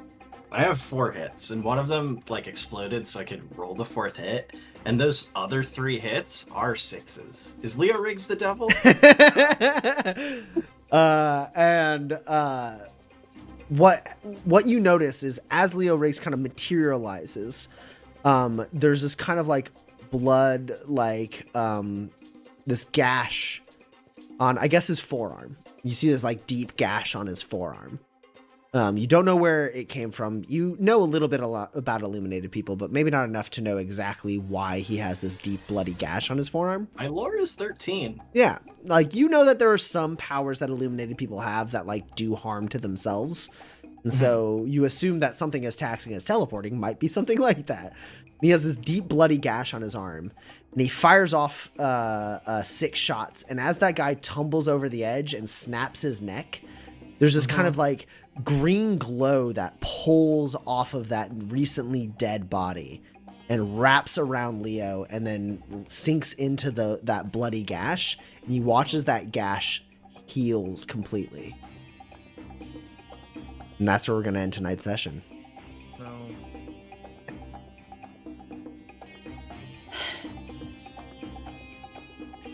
But the other 2 are asleep. It feels like a thing you tell your 8-year-old when you're watching like a war movie, right? He shot them with sleeping tonics. It's just the other guy fell and died. Yeah, no, like we all know he's left them asleep so he can kill them strategically. To harvest their life. That's what he's heard. Yeah, and then we are still in initiative. Roland, you are up next. But we are going to pick this climax up next week, December 15th. Same cool channel, same cool time. Yeah, great. This is great. None of you have died. That's great. I'm so glad. Oh my gosh. I'm back to where I started this session though, which is fun. All right. So we did have 2 questions for the Q&A in our Discord, I believe. Where is it? I think it's just 2. And then if any of you in the chat have any questions you want to throw our way about the game, about the players, about the session, anything you want, toss them in the Discord chat and we will see what kind of answers we got for you. But Argit Lam has given us another 2 characters to create, this time from comic books. The first one is Miguel Hera. Honestly, I think out of the 4 of us, Dan is the most comic literate. So what do you got, Dan? Miguel Hera. He looks like a Spider-Man character. I have not read a ton of Spider-Man 2099, but he is Spider-Man, which, as we've established, is extremely achievable in Manifest. The main thing is that like I did a little bit, not like a huge amount, but I didn't go on a deep dive, but I did a bit of research on Miguel O'Hara because I didn't know enough about him. He probably has some of the more like mentalisty insight powers than like your normal Spider-Man would. It seems like he has some limited telepathy. And then he's got like these retractable talons, which I don't know if you could emulate with like insight powers. You could do it with gear for sure, like fist weapons that, are narratively sort of like, retractable talons on your hands in like glove form. You could probably do pretty easily. But yeah, I mean, like at its core, it's Spider-Man, and we've talked about it. You can be a Spider-Man in this game for sure. Yeah, mag belt and 2 grappling hooks. Yeah. Yeah, I mean, it feels like it's. I feel like we're limited by our lack of knowledge of this one to know exactly how to get like really into the super detailed versions of it. I mean, I think the big thing is that you can't make talons with insight powers yet. But the other character that Argit Lam sent, he has a toxic bite. I don't know about the bite. Well, you know what? Melee weapons can take any. You flavor your unarmed weapon as whatever you please, and you can have a toxic weapon. God, that's terrifying. A dude with just like a metal jaw thing, and he bites you, and you die from poison. I love it. I want that character now. Yeah, because you're right. The thing with Manifest is the melee weapons are all like up to you to describe how they are. So if you want like your unarmed weapon to be like a like cybernetic jaw or something like that. There's nothing. It's just a focus action, and you bite them really bad. I love it. I love it so much. All right. So the other one Argotlam sent us is Dr. Doom. Dan, take it away. Yeah, Doom again is super easy. Like, he's certainly got a lot of the know-how talents for crafting. He's got moxie because he's a lot of force of will and a big presence. And then it's certain, I don't know if he has the enlightenment tree, but he's definitely illuminated because it is a little known fact outside of comics. He's like a pretty good sorcerer. So certainly moxie for like his manipulating a crowd and just being a big presence. And then Well, he's like a politician, right? As Yeah, Victor well, Von he's a- Doom. He's like kind of like a count he's, guy. some say a dictator, and they would be Yeah. accurate. Yeah, he's very smart. He's very, very charismatic, and then he's magic. I don't know for sure what his third tree would be. There's a lot of things that would probably fit. How does he fight? Is the thing. It's Sticking sort of his like power Iron up. Man-esque. Oh, He's got okay. his armor and he flies around and he blasts people, but he can do magic spells. So like maybe either awareness or like sure hands, Oh depending on yeah, if flying or shooting is like the thing. yeah, probably sure hands is my Yeah, guess. because then when the Silver Surfer comes, he's got the awareness tree. He's got to fly better. Yeah, absolutely. Yeah, both of these things are extremely achievable in Manifest. Cool. Hold on. Just checking a thing. I used to Gonna love double check a thing real quick. like the Fantastic Four, the like Saturday morning cartoons Fantastic Four. And then I loved the Jessica Alba Fantastic Four as well with Chris Evans as well. I The- watched both of those movies. They were so bad but so good. With The Michael wild thing Chiklis is- as the thing.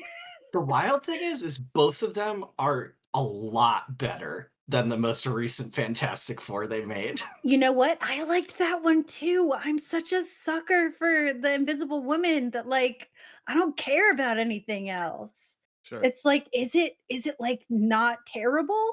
I'm in. And so like, you know, the one thing is that like Victor Von Doom is like always the bad guy in like in all the movies. But like there's so many other bad guys that they face. They face like all the other They're Marvel's Marvel first bad family. guys. Yeah. And then also they had the guy who played, oh no, what's his name?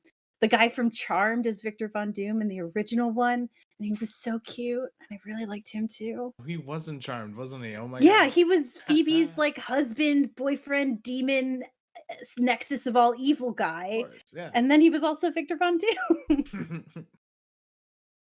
And then they put him out with a fire hydrant. They got him real hot. Okay. I did some deep diving and it turns out it doesn't quite work, which is fine. Try But to build a bitey boy. no.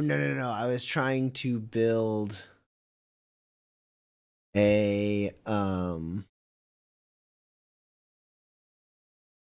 wait, hold on. So basically you were talking about like how he has like sort of like Iron Man fighting, right? And so that made me like I feel like we talked about Iron Man briefly. Okay. I mean, you could make Iron Man. Yeah. Yeah. It's easy, even. The one thing I started getting really excited about, I was like, hey, I know that we talked about how you could definitely have POW armor that has internal guns, so you could do like Iron Man stuff. But then suddenly I was like, wait a second, can that internal gun be a laser? And the answer is no. It can't be a laser. It can be a lot of other types of guns, but it can't be a laser.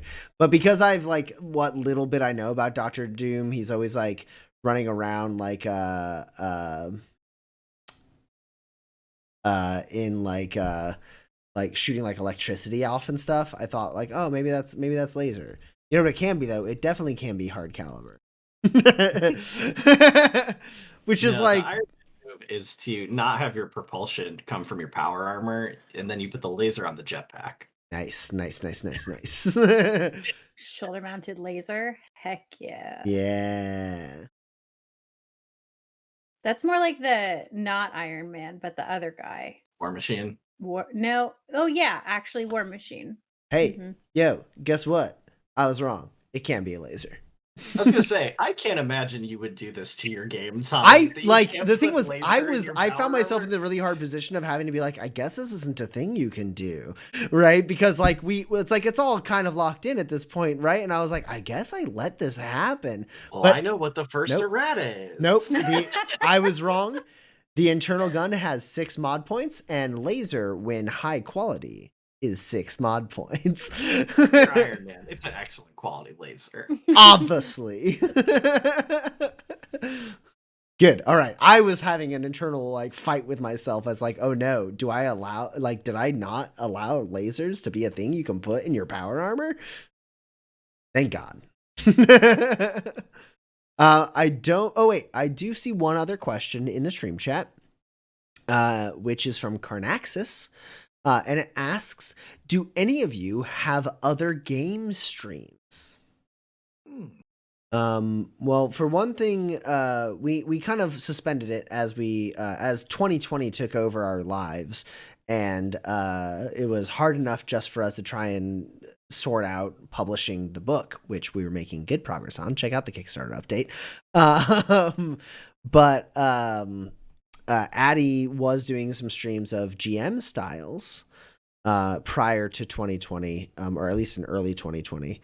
And we I believe intend to kick that off again in the future once we're through the hellscape that is 2020. Daily meetings. Yeah.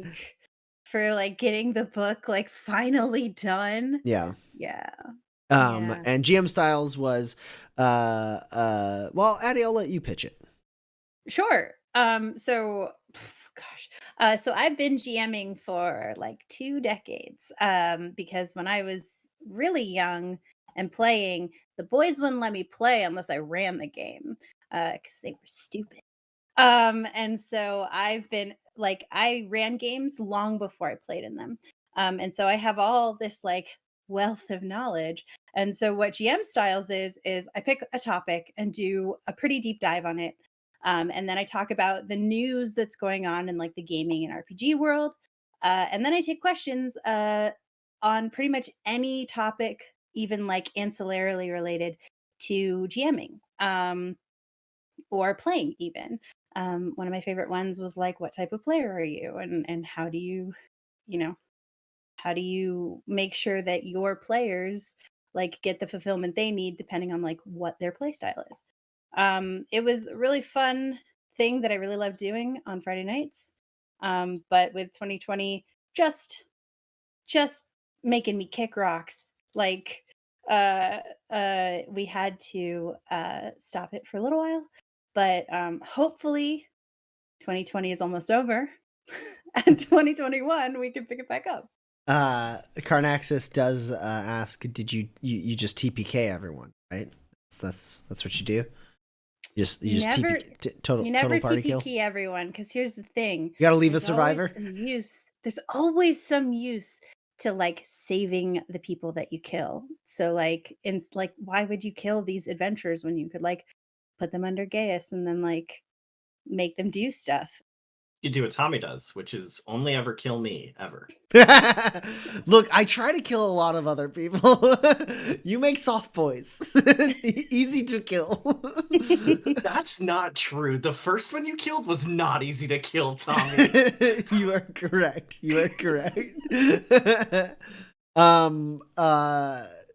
So I don't think Seth, Dan, you don't have any other streams, right? Not yet. No. I'm hesitant to say anything because this is just an idea I've been kicking around, and I've started toying with it a little bit, and I don't Say want it, coward. I'm not making any promises. But I have been considering starting up a semi-casual like gaming stream, like a video gaming stream. Pretty hooked on this new game called Among Us. I was gonna say, you just want to show the world you're sick Among Us players. You are and very good. and so I've been toying with the idea. Nothing has become solid yet. I'm still contemplating it. There's still some logistics to sort out. For one thing, like finding the time to do it with any amount of regularity is a hard thing. But all of that being said, it could happen, and it could happen soon. So Also, Cyberpunk 2077 is yeah. coming out. So that comes out in a couple days, and I definitely shut up, shut up, shut up, Dan. Dan has been needling me because I bought Cyberpunk 2077 on my PlayStation, and apparently, if you bought it on PC, you get it some point tomorrow because it's the global 10th of December, not your regional 10th of December. So Can we get out in front of this real quick? I don't care at all about like any kind of like PC versus console divide. right. I just like wanted to play this game and I couldn't get a PS5 because I don't think they're real. So I bought it on Yeah. He's just been he's just like, hey, guess what I get to do tomorrow? I'm like, shut up. I was debating if I was ever going to do like this gaming stream though. I don't know if I want to stream Cyberpunk. I maybe want to keep that for myself, you know? You don't want anyone to see the dark deeds you commit in Night City. I might just want to, might want to hold that to my heart and have that be my own personal experience. But regardless, if Tommy or anybody on of our cast decides to do a stream, we will certainly rebroadcast them on Waypoint so you can get a heads up if you are following us when we go live. Yeah, I know just So follow generally us. the Waypoint team wants to put more things on Twitch. Yes. Very much. Yes. Just time is challenging. This book. I love this book, but I can't wait. Can't wait to be done working on it.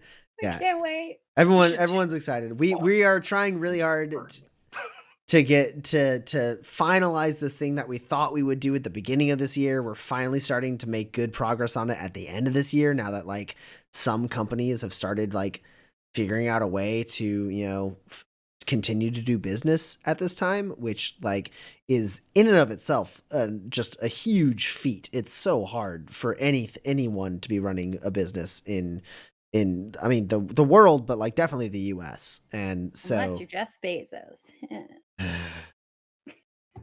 Thanks, Addie. You're welcome. That's a feel good I want to leave on tonight. No, but the point is, Remind me over and over, I'm not Jeff Bezos. the point is, regardless of if my little video gaming stream idea kicks off or anything like that, you can at least rest assured that once we kind of get our legs on the ground or feet on the ground, after we've got the book out, right? Then there's gonna be more content we're gonna try to put out there, whether it's GM Styles, whether it's some other show or anything like that. We are going to keep trying to expand the kind of content we put out, because those of you who've been with us since Essential NPCs know that we like putting out fun content. And you know, we're just really hoping for the stars to align and allow us to do more than one thing at a time. That's where we want to keep doing stuff. We love you guys. We love putting the stuff out there. We love that you guys enjoy it. Yeah, so just keep an eye out. We're gonna be anytime any of us do anything, we're gonna bother you about it. We're just gonna be we're just gonna be super. Live tweet when Tommy makes breakfast. It never happened. I'm not allowed in a kitchen. I'll catch it on fire. And that's all the time we have for today. So if Tommy makes breakfast and I'm around, I will live tweet it to you from the. That's premium content. That's rare. All right. So we've gone a little long for today, but fun discussions, fun game, hell of a cliffhangery. It's just everything is terrible. Everything's fine. Everything's fine. Everything's fine. Sorry, everything is terrible. No, you're fine. Yeah, I know. I get it. Mech. Yeah, you're in a mech with a big gun sprinting at the big bad. How can you feel bad? All right. Outcome no longer matters. All right. Thank you all so much for watching.